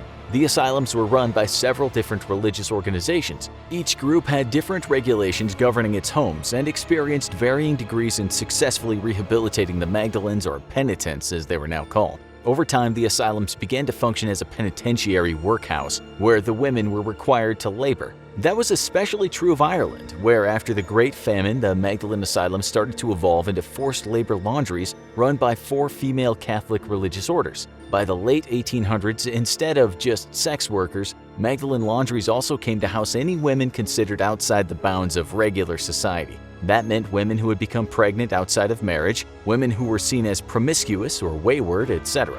Not only did this open up a larger labor pool for the laundries, but it promoted a Catholic viewpoint and removed undesirables from the wider populace. Following Irish independence in 1922, there were 10 Magdalene laundries throughout the country run by the four orders. They operated with quiet support from the state and even received lucrative laundry contracts from the army and other government departments. The judicial system even sentenced women to the laundries. It would make sense that some penitents of Hyde Park ended up buried on the convent grounds. However, instead of the 133 bodies the nuns claimed were buried there, 155 bodies were exhumed. 22 were unlisted. Also, despite it being a criminal offense to fail to register a death which occurs on one's premises, only 75 death records were found. Many records were missing names, and the penitents were listed as Magdalene of St. Cecilia, Magdalene of Lourdes, etc. The discovery of the extra bodies in the mass grave, not to mention the shoddy records, ripped open a poorly healed wound in Irish society, creating a public scandal. How could the Magdalenes have received proper care in these institutions, yet their burial records didn't even state their names? Survivors began coming forward telling stories of what their lives were like in the laundries. It wasn't pretty. Many described harsh conditions, enslavement, starvation, severe psychological and physical abuse. The Magdalenes' reasons for ending up at the laundries were varied and in many cases arbitrary. Unwedded mothers, promiscuous women, outspoken women, women deemed too pretty, orphans, women who had been sexually abused, women who had broken the law, and on and on. All were neatly tucked away in laundries out of the view of regular society. Unwed mothers were especially harshly treated. In many cases, the women were separated from their newborns. Their babies were adopted out or sent to orphanages. After a short stay in the infirmary, new mothers would quickly be sent back to work. One woman recalled being warned by other penitents to pad her chest. The nuns hated any evidence of unwed mothers, and she would be singled out for punishment if she leaked milk, a common problem for new mothers. Some mothers were punished by the nuns for begging to see their babies one last time before the child was adopted. In other cases, the nuns ran the orphanages, industrial schools, and Magdalene laundries all on the same plot of land. Though they lived but a few buildings away, mothers were not allowed contact with their illegitimate children. Many survivors spoke of being held prisoner. Some had their names changed or were assigned and called a number when they entered the institution. Also, the women were forced to cut their hair and give up personal mementos. Their clothing was replaced with coarse, drab dresses in dull colors such as gray or brown. Magdalenes were not permitted to make friends with their comrades. They were only there to work. Their correspondence with the outside world was limited, and in some cases nuns hid or stole letters from family or sweethearts. The women were made to work 6 days a week, 52 weeks a year. Schedules mentioned by the survivors varied, but generally they involved waking very early in the morning, going to morning prayers, then a quick breakfast, working a 12 or 13-hour shift before dinner, and having an hour or so afterwards for more prayers or quiet contemplation before lights out. The dormitories had bars on the windows, and the women were locked in at night. When penitents were allowed outside, they were confined to the grounds of the laundries by high bricked walls topped with glass or barbed wire. When women did escape, if caught, they were sent back to the institution.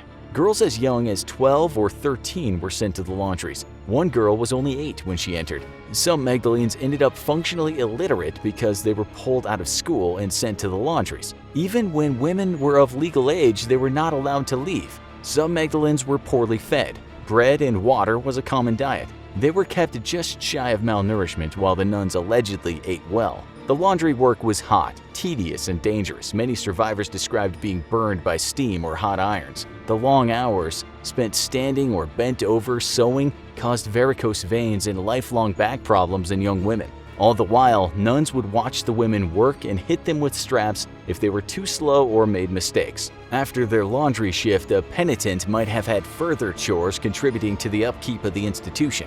Every moment of their waking hours, the penitents were governed by the nuns. Verbal abuse and beatings were common. Many Magdalenes also experienced religious, emotional, or sexual abuse. Nuns shamed them for vanity, being wicked, and their burgeoning bodies. Some penitents were made to bind their chest because they had large breasts. Some were made to feel useless, worthless, and that the world didn't want them. Many nuns took delight in their positions of power, punishing every little infraction, including Magdalenes looking them in the eye and not showing proper authority. Most penitents ended up staying at the laundry for an average of 3 years. Rules stated that a woman could only be released if someone, generally a family member, requested their release. When the women left, they were not given wages or were given an insultingly small amount of money for their years of hard labor. Long after they had left the laundries, the memories heavily affected some Magdalenes. Many women suffered nightmares or struggled with healthy sexual relationships when they married because of ideas of purity and sin so ingrained.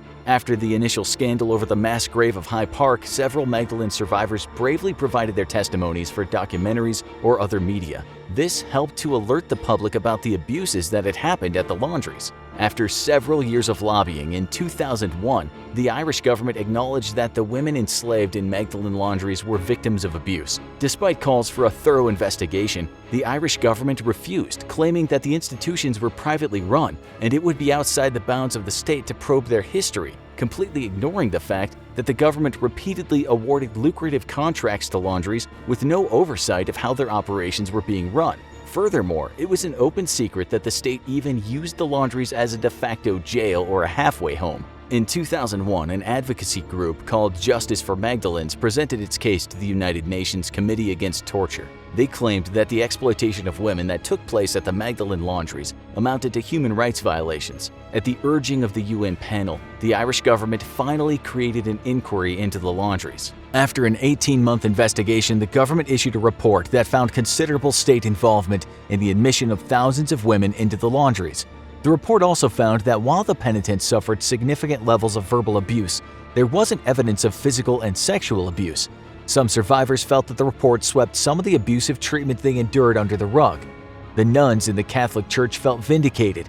Sure, maybe the institutions were overly strict, but they provided a service, taking in women who had nowhere else to go. About 2 weeks after the government report was issued, the government bowed to pressure from the survivors and advocacy groups, and the Irish Prime Minister issued a formal state apology. The government also created a £50 million victims' compensation fund. Most of the laundries closed in the early 70s. Irish society was changing, and new advanced and cheap technology for laundering was making institutions obsolete. The last Magdalene laundry closed in 1996. It was a small institution with only 40 women. The women were mainly elderly or developmentally disabled and chose to stay with the nuns despite the closing of the laundry. The horrors of the Magdalene laundries will never be fully known. Many of the victims passed away long before any inquiries began. It's estimated that some 11,000 women were confined to these institutions in the 20th century. Today, various historical and media groups continue to collect the stories of survivors and delve into the history of the Magdalene laundries. The Catholic Church is adamant that it did nothing wrong and that the institutions were run as nonprofits. As a result, the Church has refused to contribute to any victims' compensation fund.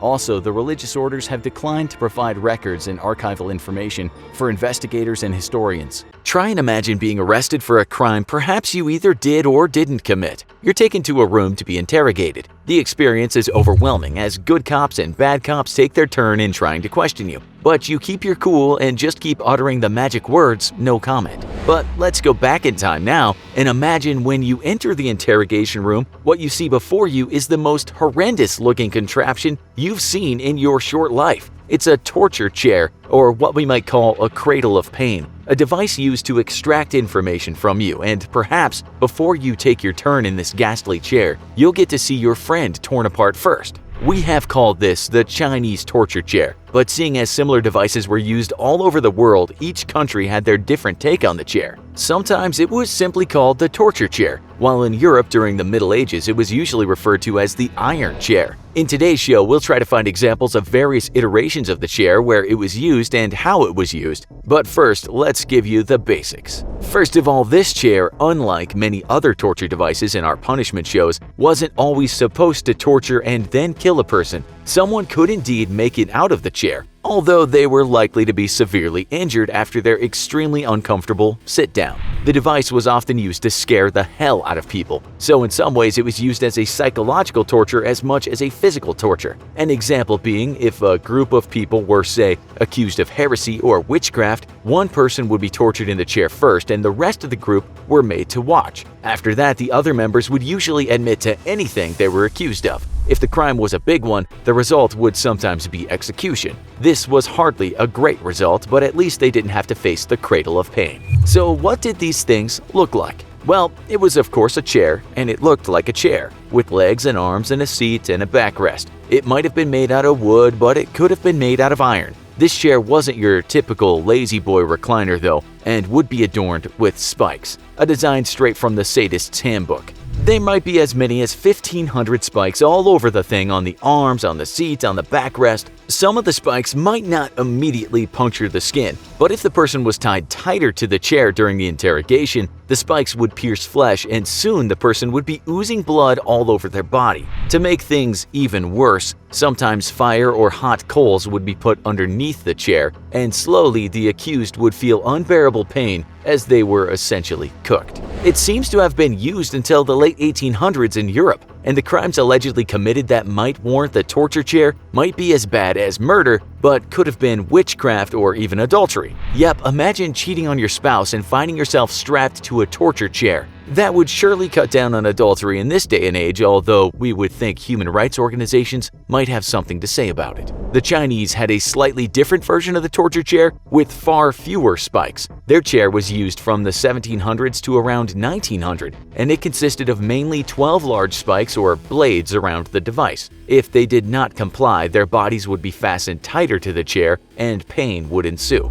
Such torture might not kill a person immediately, but let's remember that in those days, infections could not be easily treated. The wounds might eventually lead to death, or if not, at least disablement or some pretty nasty scars. We've seen a picture of one of these chairs because some of them are now in museums, so we'll try to describe one. There are 3 blades on the back, which look like upright swords. The arms are covered with spikes, which are like jagged saw teeth. The seat is also lined with blades and the footrest is lined with blades. Because these are not nails or thin spikes, the accused would have to be pressed down for the blades to penetrate the skin. You can only imagine what this would look like if the person didn't play along and the pressing down was taken to its final conclusion. The guy would be partly chopped, like a decorative piece of fruit. Considering back then you could be flayed alive for defacing a book, you needn't have committed the worst offense to find yourself in the chair. Just so you know, in China today there are still things that are called interrogation chairs, with something called the tiger chair still in use. This is more like a normal chair that the prisoner is tied to, although China has said these things are not used specifically for torture, but rather to keep people fastened down. In 2015, following global criticism, China said it now even pads the chairs. Back to the Middle Ages in Europe, and the spikes on the chair, numbering many, were more like large thorns. If pushed down on them, the injury wouldn't make a person look like a partially chopped potato, but with hundreds of those spikes, much of the body would have been badly damaged. No vital organs would be hit, but there would have been a lot of blood loss once the person was taken out of the chair. At the same time, if the confession didn't come fast enough, a fire would be lit under the iron chair and the roasting would commence. We might ask how many people were actually tortured or killed this way, and one researcher said that the chairs were more likely used to scare people rather than outright execute them. He said although it would bring about a very slow and painful death, it was probably used more symbolically. With this thing in front of you, the chances are that you'd comply with your captor pretty quickly. Unlike the torture device known as the Iron Maiden, it's believed that these chairs were definitely used and not just there to frighten people. One historian and expert in medieval times said this is why such devices existed. There was an idea in the Middle Ages that you were really honest when you were under a lot of punishment, under a lot of strain, that the truth comes out when it starts to hurt. We did manage to find an account of one person who was fully roasted in the iron chair, which was detailed in the book Europe's Inner Demons, the demonization of Christians in the medieval Christendom. This was a Christian who was roasted to death in a chair after he was accused of being a cannibal. He cried out while he was cooking, "What you are doing is indeed to eat men, but we do not eat men, nor do we do anything wicked." That's according to one book anyway. The Latin has been translated differently in other books, but his sentiments were the same. Other examples tell us that in the 17th century the device was sometimes called the witch's chair, because that's where women accused of being witches would no doubt admit they were, even though they were not. The witch hunts were very real, and the horrors inflicted on those women is stomach-churning. It's time to crack open the torture chamber once again and look at 10 more of the worst punishments ever designed to be worse than death. And we'll start with one that wasn't designed to kill at all, at least not for a while. Number 10. Branding. There are few greater tools in criminal justice than shame. A clever judge or two might have sentenced a drunk driver to stand on a street corner with a sign professing his crime, and who could forget Cersei Lannister being marched around in her infamous shame parade? But what if someone wanted the shame to go on forever? What if a particularly sadistic judge or ruler wanted to make sure that wherever the convicted went, people would know they were a traitor, a thief, or a heretic, and treat them accordingly? That's where a common farm tool comes in handy. Branding has a simple use in most farms to ensure everyone knows who cattle belongs to if it gets loose. A few seconds with a hot iron, some loud mooing, and the farmer's property is secure. But it wasn't limited to that. During the time of slavery, sadistic owners would do the same thing for the same reason, to make sure everyone knew their slave was their property. And in the past, criminals would be given a brand to make sure everyone knew their guilt, and often the specifics of the crime. In the 16th century, those deemed heretics against the Catholic Church were branded with a cross. And in the New World, the torture got more specific. Branding was commonly used in early North American colonies to mark those deemed trouble, and you would literally get a scarlet letter. People convicted of adultery got the letter A, burglars and blasphemers got B, which might lead to some explanation, and those guilty of public drunkenness got the letter D, which seemed rather harsh for a night of partying. With no way to hide the scar, for the rest of your life you'd be marked as a criminal and treated accordingly, which could mean being excluded from polite society, or in some cases it might mean being sought out for a wild night. It's not the only torture you were supposed to survive, and in Europe, they got creative. Number 9. The Spanish boot. During the Middle Ages, torture was disturbingly common as a way to extract information, but many of the tortures stood the risk of ending the interrogation way too early and sending the truth to the grave with the victim. So how do you keep a victim alive long enough to break them down for information? You torture an area of the body the person can live without, but would really like to keep. A popular choice? The legs, which can take a lot of punishment for a long time, and so some particularly sadistic Spanish torture designers came up with a shoe that's never in fashion. Even the most daring fashionista will want to avoid wearing the Spanish boot. But the Spanish didn't come up with the first prototype. That honor went to the Scots, who designed it out of rawhide. You soak the garment, wrap it around the victim's foot, and then heat it over a fire, causing the rawhide to drastically contract and crush the victim's foot, causing dislocated bones. This was good for inducing pain, but not causing serious damage. The British improved the model with wooden boards, but the Spanish designed a version out of iron, with the ability not just to hurt the victim, but to crush their feet beyond repair. And it turned out that it was a very effective way to get information.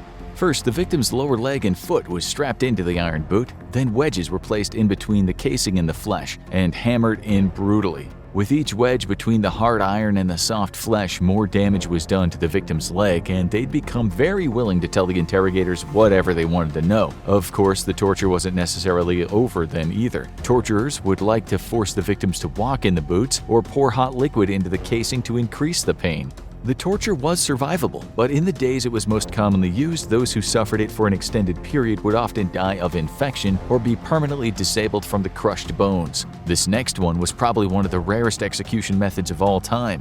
Fortunately. Number 8. The Brazen Bull.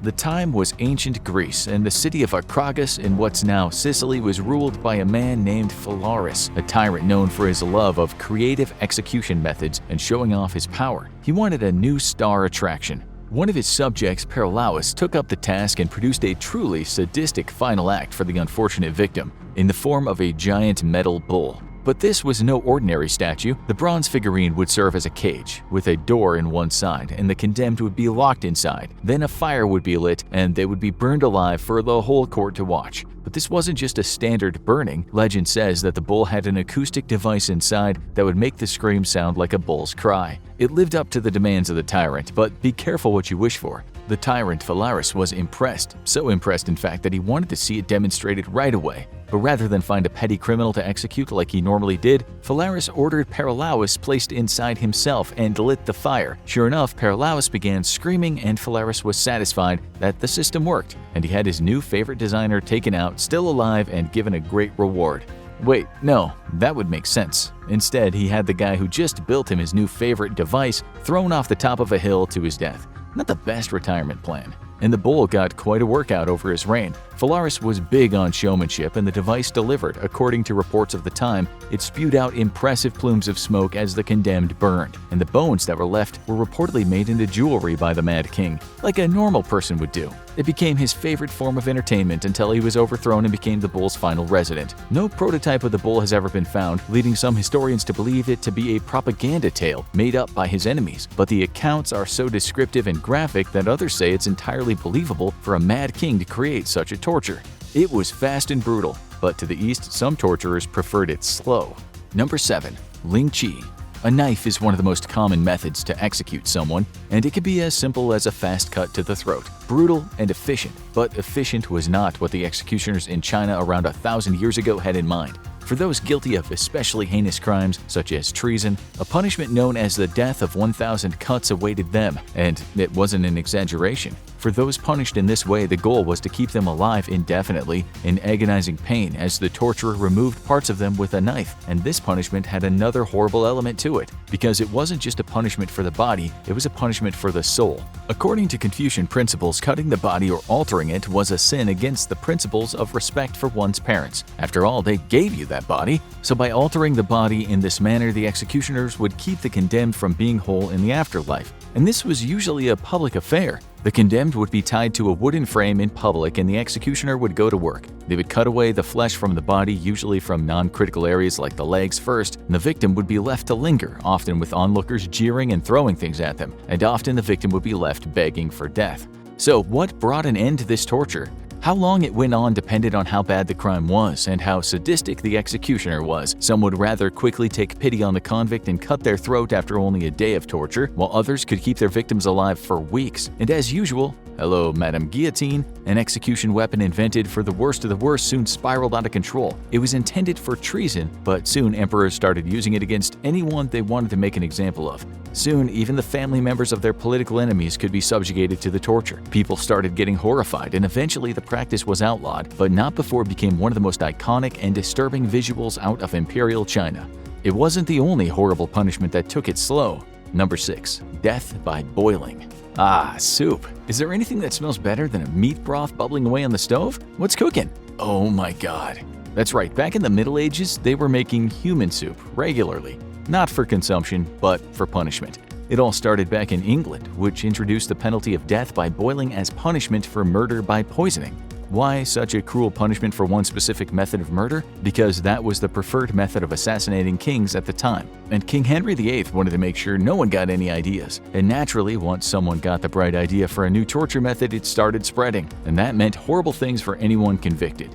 It was one of the simplest execution methods around. All you needed was a large cauldron and a bunch of rope to keep the condemned from getting free. Oh, and a liquid. Water was the most common, but oil, tar, or tallow burned hotter and faster and created a more dramatic show. The restrained convict would be placed into the cauldron, the liquid would be poured in, and the flame underneath it would be lit as the water slowly started boiling. And this could take a while, and the convict would not die immediately. Remember what they say about frogs in boiling pots? If the bath was water, it would just start like a sauna. If it was a stickier substance, it would get a lot more unpleasant a lot faster. But one way or another, eventually the liquid would get so hot that it would start burning the skin of the condemned, putting them in agonizing pain. Breathing in the boiling steam would start to scald their lungs, and the body would dehydrate quickly. What would eventually kill them? Probably the shock from the damage done to their body, which would make them pass out and drown in the horrible stew. One way or another, it was a gruesome show that likely put spectators off a soup for a while, we hope.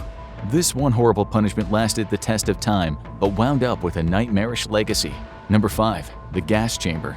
How to execute people has always been a tricky question. Beheading? So messy. Hanging? There's always a chance of failure. Firing squad? You need to get people with good aim. And as technology marched on, some people thought, couldn't we find a cleaner and foolproof way to do this nasty deed? It started in 1803 when an infamous French military commander executed large groups of Haitian prisoners of war by filling the cargo holds when they were being held with sulfur dioxide, poisoning and suffocating them within minutes. The use of poison gas as an execution method had been invented, and it would only grow from there. But is it truly an easier execution method? Not for the condemned. While it's cleaner and has the highest rate of success of any execution method, for the person in the chamber it's horrible. In single-person executions, the condemned is strapped down to a chair in the room as poison gas, usually hydrogen cyanide, is pumped into the room. The condemned can see the gas as it's piped in and is usually told to breathe in as quickly as possible because they'll fall unconscious faster. If they don't, they're likely to have seizures and lose bodily function as the gas wreaks havoc on their body, and it can take several minutes before they finally die. The convulsions can be severe, with one murderer beating his head so hard against a metal bar that it broke the chair. So, why isn't this system used more? The gas chamber has mostly fallen out of favor as an execution method due to how expensive it is, as well as the risk of toxic gas leaking and poisoning the people around the chamber. It's been replaced by another poison method, the lethal injection, which is usually faster and less painful. But the main reason few people want to see the gas chamber make a comeback is because of its association with Nazi Germany, where the tyrants used it to create a mass execution chamber targeting Jews, Roma, and others deemed inferior or enemies of the Nazi regime. Much like the guillotine, once an execution method is used in mass murder, most people overseeing executions would rather stay away from it. Now let's head to the high seas, because who's better at coming up with evil punishments than pirates? Number 4. Marooning.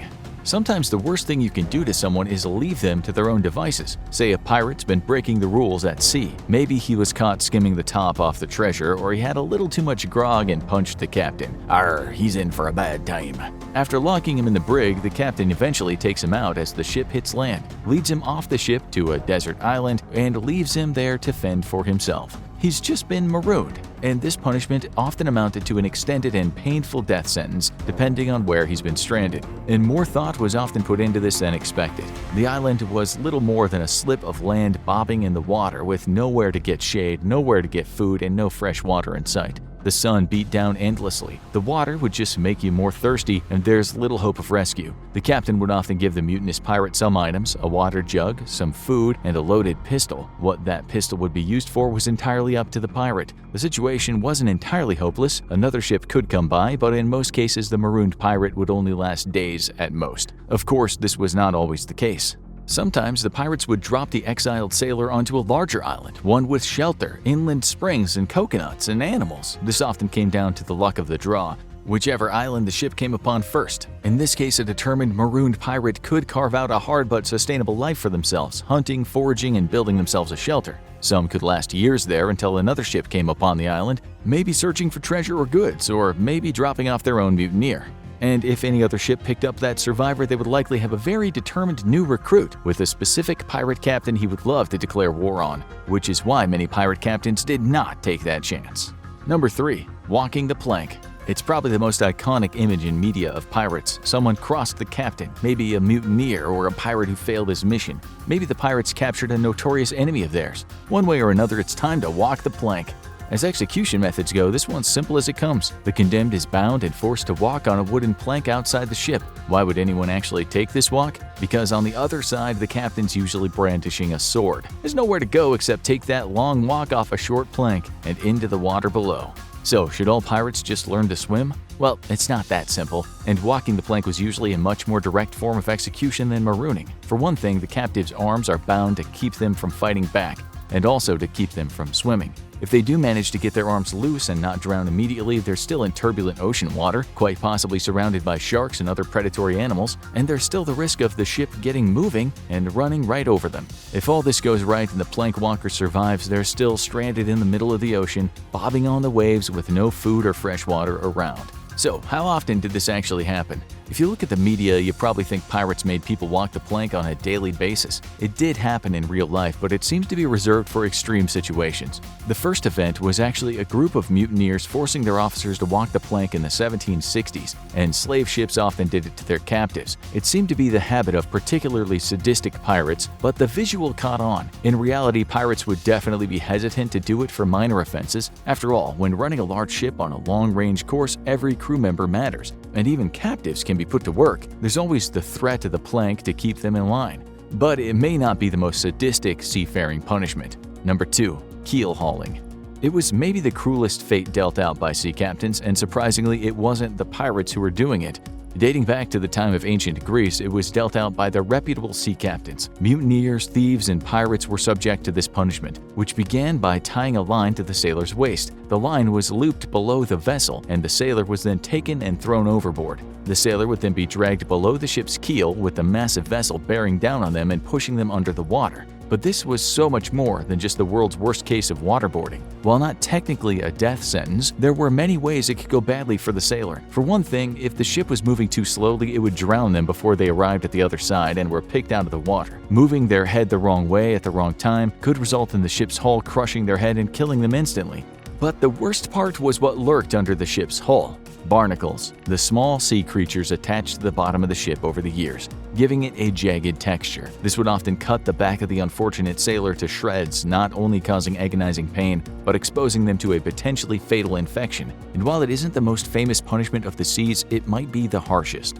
The most famous example of this punishment probably came in Mutiny on the Bounty, where the infamous Captain Blight keelhauls a sailor and causes him to die, which later leads to him being overthrown. However, this was a fictional creation. The only crew members to die on Blight's ship died of natural causes. However, there is ample evidence to suggest that this was a common punishment in the Dutch Navy. Most reports are that it wasn't intended to be a fatal punishment and was considered equivalent to flogging, which indicates that the captains may have overestimated just how hardy the average sailor was. But nothing topped this evil punishment, and it's back to medieval England. Number 1. Hanged, drawn, and quartered. No surprise, there's no greater crime in most societies than high treason, probably because it threatens the safety of those in power, and they have the power to pass laws giving those who consider it something to fear. And in the year 1352, the current monarch passed a law creating a new punishment for those betraying him. One that wasn't just an execution, it was a spectacle designed to destroy the culprit in full view of the entire community, with each part of their execution being worse than the last. Those sentenced to being hung, drawn, and quartered might just beg for death. First, the convicted traitor is tied to a wooden board, which is then tied to the back of a horse. The horse is then ridden through town, dragging the condemned to their final execution place, often as jeering onlookers throw things at them along the route. They're then taken to the gallows and hung, but not in such a way that'll break their neck. They're nearly strangled to the point of death, and then cut down. And that's when the torment truly begins. First, they're castrated, then they're disemboweled, beheaded, and their body is cut into 4 parts. At some point along the way, they die. But don't let that stop the execution party. This used to be reserved for the worst of the worst, but that wasn't always the case. Another variant for this sadistic punishment was simply quartering, and all you needed was a rope and 4 horses. The condemned would have their limbs tied to the 4 horses, with each one attached to a different horse. The horses would then be spooked, often by firing a gun or a firework into the air, and the horses would bolt. As they did, the horses would suddenly and brutally pull the limbs off the condemned, often ripping them clean off. Rather than a formal execution for treason, this was often an informal punishment for horse thieves, not approved of by the legal authorities, if there were any, but they certainly weren't going to interfere. It kind of puts picking up trash for community service duty into perspective. You can only imagine what it would be like for a man sitting in a cold, damp medieval dungeon waiting for the interrogation that is sure to come. His brain races with images of limbs being stretched, of feet being dangled over flames. So when a harmless goat is walked into a cell, he's somewhat taken aback. His interrogators proceed to dip his feet in salty water, after which the grateful goat, not one to turn away from a generous helping of salt water, enthusiastically licks the man's feet. At first it feels quite pleasant, but after a lot of vigorous licking, the feeling becomes unbearable. After an hour, he's ready to tell the interrogators anything they want to know. Did this really work, you might wonder? Could it even lead to serious trauma? All will be answered today. It sounds pretty ridiculous, but tickle torture has been written about throughout the centuries. That goat scene we just described was penned by an Italian jurist and monk named Franciscus Brunus de San Severino. It was part of a list of tortures he mentioned in the 1502 classic Tractatus de Indiciis et Tortura. But did it really happen as he described? That depends if you think that monk had a reason to make things up, or someone was messing with him and told him lies. He also mentioned bloody kinds of tortures in that book, with the tickle torture one of those not supposed to cause the victim too much harm. Nonetheless, as you'll see later, maybe being incessantly tickled could do a fair bit of damage. In fact, some people have talked about the existence of what they called death-inducing tickling. First, let's go back to ancient history. We can find some secondhand accounts of Chinese tickle torture. It was said to be a thing during the Han Dynasty from 206 to 220 AD. It's written about in a book called The A to Z of Punishment and Torture, which explains that Chinese nobility back then used it as a method to interrogate people without leaving any marks. Still, there's not much evidence of it happening in China, so we should look elsewhere for proof. We know it almost certainly happened in Britain, although the tickling was just another part of torture. For centuries all over Britain, when a person committed a misdemeanor crime, the go-to punishment was the stocks. In fact, just about every town and village had some stocks for wrongdoers. You can find them all over the place today, although they don't get used. The stocks were usually in place where lots of people met, like the market or the town square. While in the stocks, if the person had sufficiently annoyed the public, people would approach them and do things, such as cover them in rotten fruit or animal poop, or maybe they'd even hit them with a stick. But what the youngsters back then found quite amusing was going up to the victim and tickling their feet. Since there was no way out, you can only imagine how it would feel if the kids kept on tickling for quite a while. There's actually an article that was written in 1887 called England in Old Times. It described the good old days. One part of it reads, "Gone too are the parish stocks in which offenders against public morality formerly sat prisoned, with their legs held fast beneath a heavy wooden yoke, while sundry small but fiendish boys improved the occasion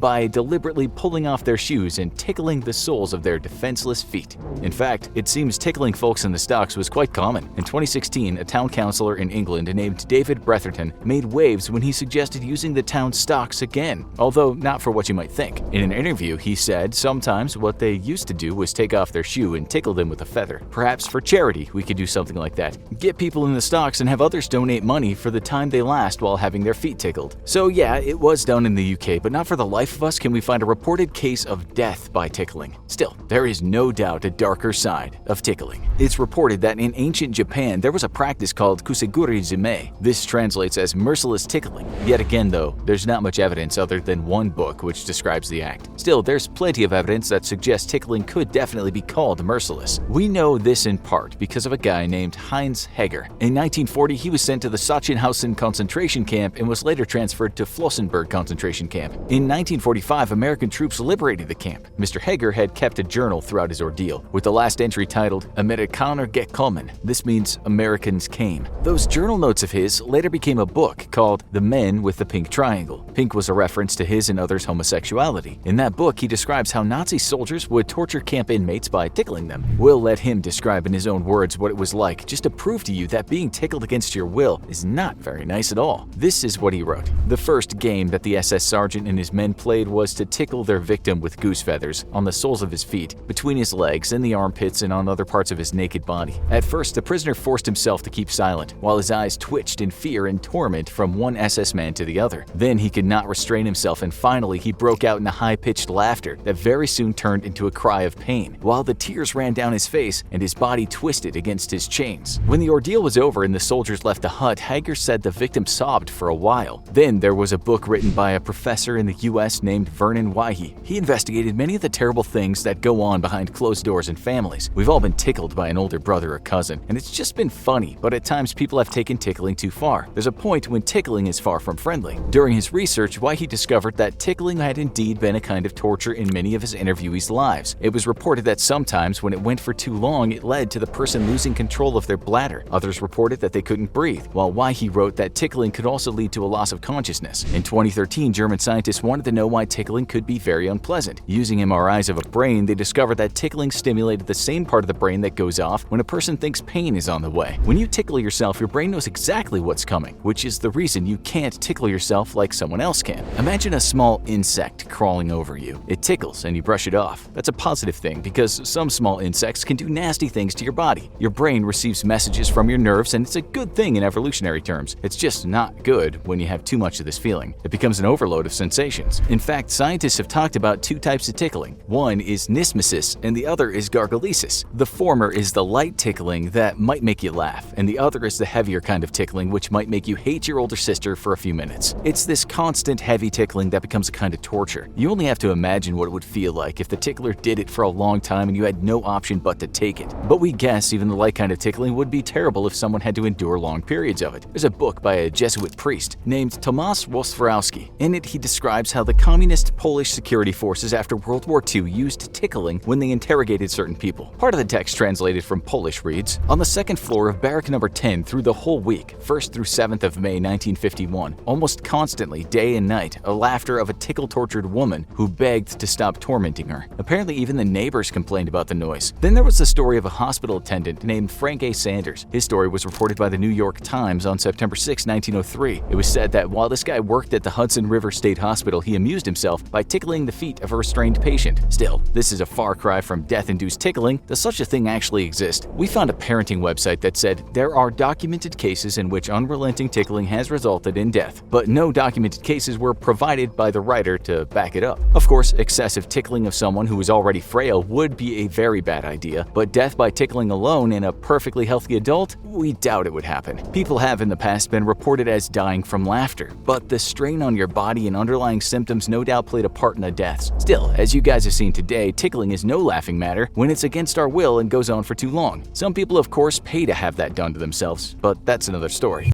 We have summarized to you in our Worst Punishment series despicable things men have done to each other in the name of justice, often a very disconcerting kind of justice. Many of the punishments we've discussed were used at different times in history and in different countries, with each purveyor of pain putting its own spin on the punishment. The Chinese, for instance, flayed the flesh of an enemy's back in ancient times, but might have just flayed a person's face as a stern telling off, while a lèse-majesté crime in 14th century Europe could have gotten you flayed from head to toe, then castrated, and then beheaded for good measure. Yes, these shows might be hard to stomach, but we think the barbarity of the past shouldn't be ignored. And so we'll start this series with a torture that's often said to be the worst kind of torture that has ever existed in recorded history. We say that, but it's hardly easy to invoke the superlative when you have people getting their skin peeled off after being boiled in a pot. Maybe burning at the stake was better than modern white torture. At least it was over with quickly. So we won't say what's the worst and certainly won't attempt to tell you what was the best, but we'll start with rat torture only because it's so darn outlandish.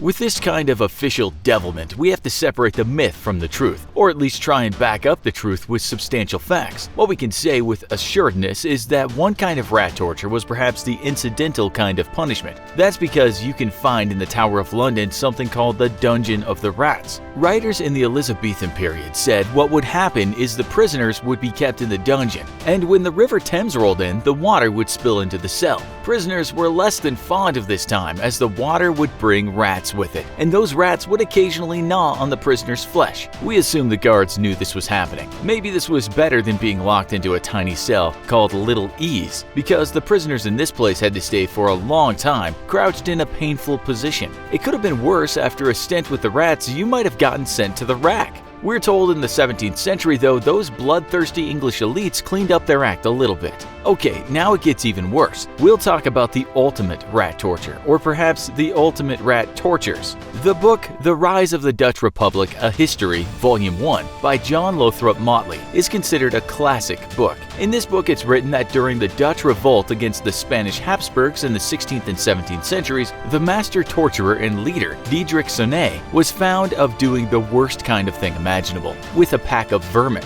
This man, it said, would take a bunch of starving rats and place them on the sliced belly of a prisoner. They would be kept on the stomach with an upside-down bowl. So far, so good. It was probably slightly ticklish, and maybe a rat took a chance bite now and then. But then, the fun started. For Sonnet at least, when hot coals were placed on top of the bowl. This not only burned the victim, but made life inside that bowl unbearable for the rats. Where to go when there is no escape? We're told what would ensue is the rats trying to burrow into the man's stomach to escape the heat. We're not sure though how far the rats got, or if this was a torture until death, or if it was only a way of extracting information from a prisoner. You can be sure the prisoner didn't hold much back if that was the case. The website The Torture Museum, which is hardly a barrel of laughs, tells us this. This method was very effective in terms of interrogation, and the offender would feel a powerful combination of disgust, fear, and pain. Often he would confess without waiting for the rodents to dig their holes. A similar kind of torture appeared in Season 2 of Game of Thrones, but the pottery bowl was replaced with a metal bucket. We're also told in many parts of medieval Europe you might have found something similar, but the rats would be placed in a cage on a prisoner's stomach, and the opening in the belly would not be easy enough for the rats to start eating away at the insides. The problem with this this is we cannot find any sources citing historical examples of when this happened. But if you consider that Europeans back then had head crushers, breaking wheels, knee splitters, and the utterly horrific Judas cradle, it doesn't take a stretch of the imagination to believe someone might have said at one point in the past something similar to, "Hey Everett, how about we make a load of hungry rats eat his insides?" You might have heard his coworker reply, "Oh Jeffrey, that's a great idea. Do you know where we can find a small cage and a bag of rats?" As you well know, if you want to find creative kinds of tortures, just read about ancient Rome. Oh, the things they did with animals there. Imagine being sentenced to death by being sat on by an elephant, and to make it worse, in front of a cheering crowd. Or what about being sewn into a donkey? But we're also told that Emperor Nero was particularly fond of having animals burrow into people. Some sources tell us that an animal such as a cat, a dog, a small one we presume, or indeed a rat or rats, would be placed in a cauldron. That cauldron was heated until the crazed animal would do anything to get out. Unfortunately for some people, the only way out was a person's stomach that was placed next to an opening in the pot. We're told by other sources that there was another Roman spin on rat torture, and this was simply emptying lots of starved rats into a barrel where a man was waiting. The ravenous rats would get to work, and the more blood and flesh that came off, the easier it was to eat him. When the rats were full, more starving rats would be poured into the barrel. We imagine this would go on until there was nothing left of the poor man. The Torture Museum tells us that later in India, there was a similar interrogation technique in which a man would be forced to wear rat pants. These were pants with lots of space in the groin area, but not much down the legs. The hungry rats would feast on the crown jewels until the suspect was willing to talk. While such torture we would like to hope is a thing of the past, it's said that rat torture was actually a thing not that long ago. During Brazil's military dictatorship days from 1964 to 1985, it's said scores of people, or dissidents, were subjected to horrific torture. While detractors often seem to have a knack at making folks disappear, we're told in Brazil in those days they were also brutally tortured. The strange thing is, The Guardian wrote in 2014 that many of these Brazilian military men went to the UK to learn better torture techniques. But what they learned there was that psychological torture works best because it can make a prisoner slowly spill more beans. But this wasn't anywhere near as gruesome as the torture we've so far talked about, in that the torturer would use rats or snakes or even crocodiles just to scare prisoners. We guess just being covered in rats or having a croc for a cellmate is scary enough. Maybe those Brits were onto something. Do you think this is the worst kind of torture imaginable? Back during the ancient world and the Middle Ages, the ship represented the pinnacle of the military. The ship was a sacred thing, and as time went by, it was those who ruled the waves that became the most powerful nations. But during the Age of Discovery, when ships were discovering new worlds and crossing vast oceans, life was tough for sailors. The Age of Discovery was also an era of mutiny. When an aggrieved crew turned against their captain, all hell could break loose, and there was nowhere to hide. That's why some particularly horrifying punishments were reserved for out-of-control sailors. Welcome to keelhauling. Our viewers have likely seen the movies that depict mutinies on ships or sailors that no longer follow commands. For their transgression, the punishment had to be quite severe, because when you're in the middle of the ocean, you just can't afford to let things slide. On the other hand, if a captain is too stern, this might create a conspiracy to take him out, and that's what we call mutiny. Maybe the most well-known of those was the mutiny on the Bounty. A captain had to be hard but fair, lest he lose the respect of his crew. The most common types of punishment then were not keelhauling, which could be said to be the most severe form. It was most likely that the offending sailor would receive some strokes of the cane, or worse, the whip. He might simply be tied to the mast and left to think about what he'd done. But let's say a sailor had been part of a mutiny, and that mutiny had failed. Or what if the villains of the seas, the pirates, had wanted to come down hard on someone? What was the worst thing they could do? Well, they might be hanged, but it was a particularly painful type of hanging because rather than being dropped, the person would be pulled up while his head was on the noose. He would be run up something called the yardam, which was part of the timber cross-section of the mast from where the sails are set. There was a case of hanging by the yardam in 1860 that happened to the Royal Marine John Dallinger on the HMS Levin. There was also cases where men were thrown overboard, but in one infamous instance of this happening, the men hadn't committed a crime. The crime was against them. It's now known as the Zong Massacre, and 130 slaves were thrown overboard a British ship. And then there's the punishment you might have all heard of from reading books or watching movies about pirates, and that's the ghastly treatment that involved having a man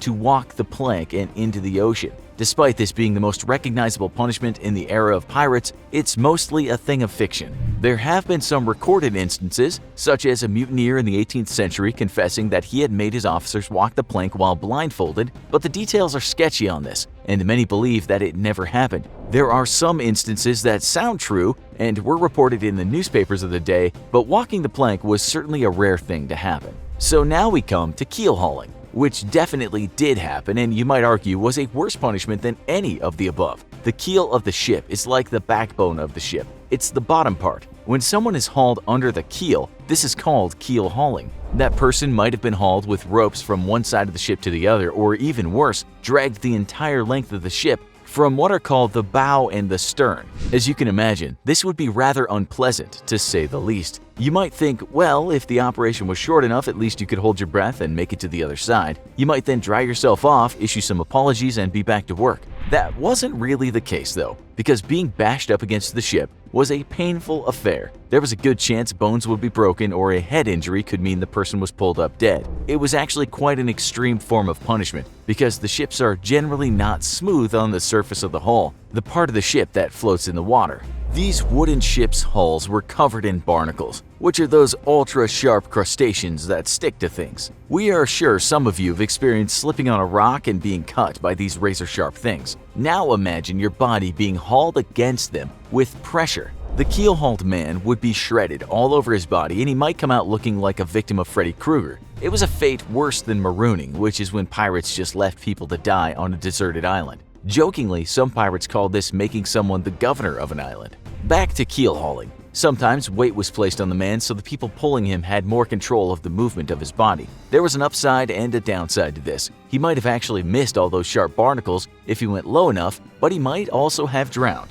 This punishment was rare to say the least, but there have been depictions of it in paintings going back to ancient times and the Middle Ages. There is this picture that was sketched sometime in the 15th or 16th century England. It was discussed in 1880 in British Parliament when one politician asked the Secretary to Admiralty about an instance of keel hauling that had been reported in Italian newspapers. It allegedly happened on the HMS Alexandra, but the Navy denied it had ever happened. There is also a well-known painting that's called The Keel Hauling of the Ship's Surgeon of Admiral Jan van Ness. The event happened on a stationary ship in front of many spectators, but it seems the punishment was never supposed to kill the offender, but only act as a warning to others who thought about not towing the line. Pun intended. That expression is a reference from the Navy. Historians have written that keel hauling did happen in the Dutch Navy. They described as we have, saying that the man was lowered on pulleys and ropes into the water and weights were attached to him. He was then pulled back up the other side of the ship. Although it's also written that he might have been given some time to get his breath back,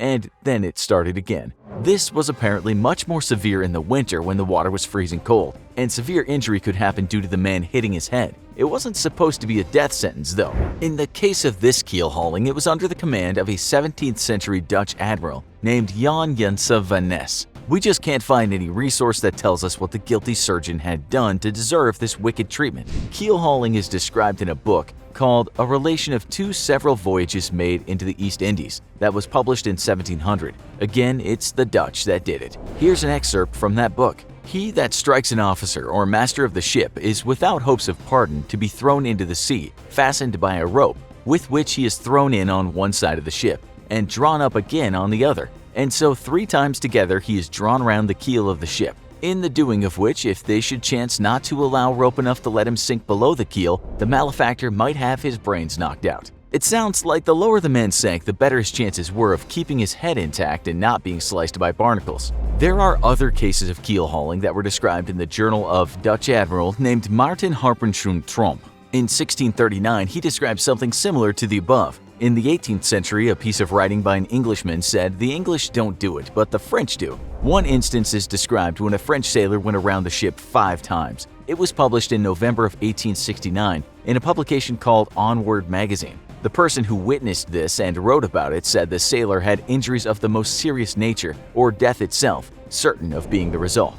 Imagine, you're a prisoner of war, your plane was shot down, and you've been held for so long that the days and the nights begin to blur together. You're kept in a small cell in solitary confinement, and the only times you see the sun are when you're taken out to be beaten and tortured by your captives. You don't even know if your government knows that you're still alive. Now your captors have a mission for you. They want to make a propaganda broadcast telling your country that you're being treated well and condemning the war. You need to get the message out about the truth, but you know that one wrong step could mean torture, or worse. For naval aviator Jeremiah Denton during the Vietnam War, this was reality, and he found an incredible way to communicate the truth. Jeremiah Denton was not your average prisoner of war. While many were young privates, often draftees, he was a seasoned Navy man with over 20 years of experience behind him. He'd enlisted in the Navy with World War II still raging and went on to serve as a test pilot, a flight instructor, and a commanding officer of an attack squadron. He even revolutionized the Navy's nuclear war tactics at the height of the Cold War in 1957, pioneering the haystack concept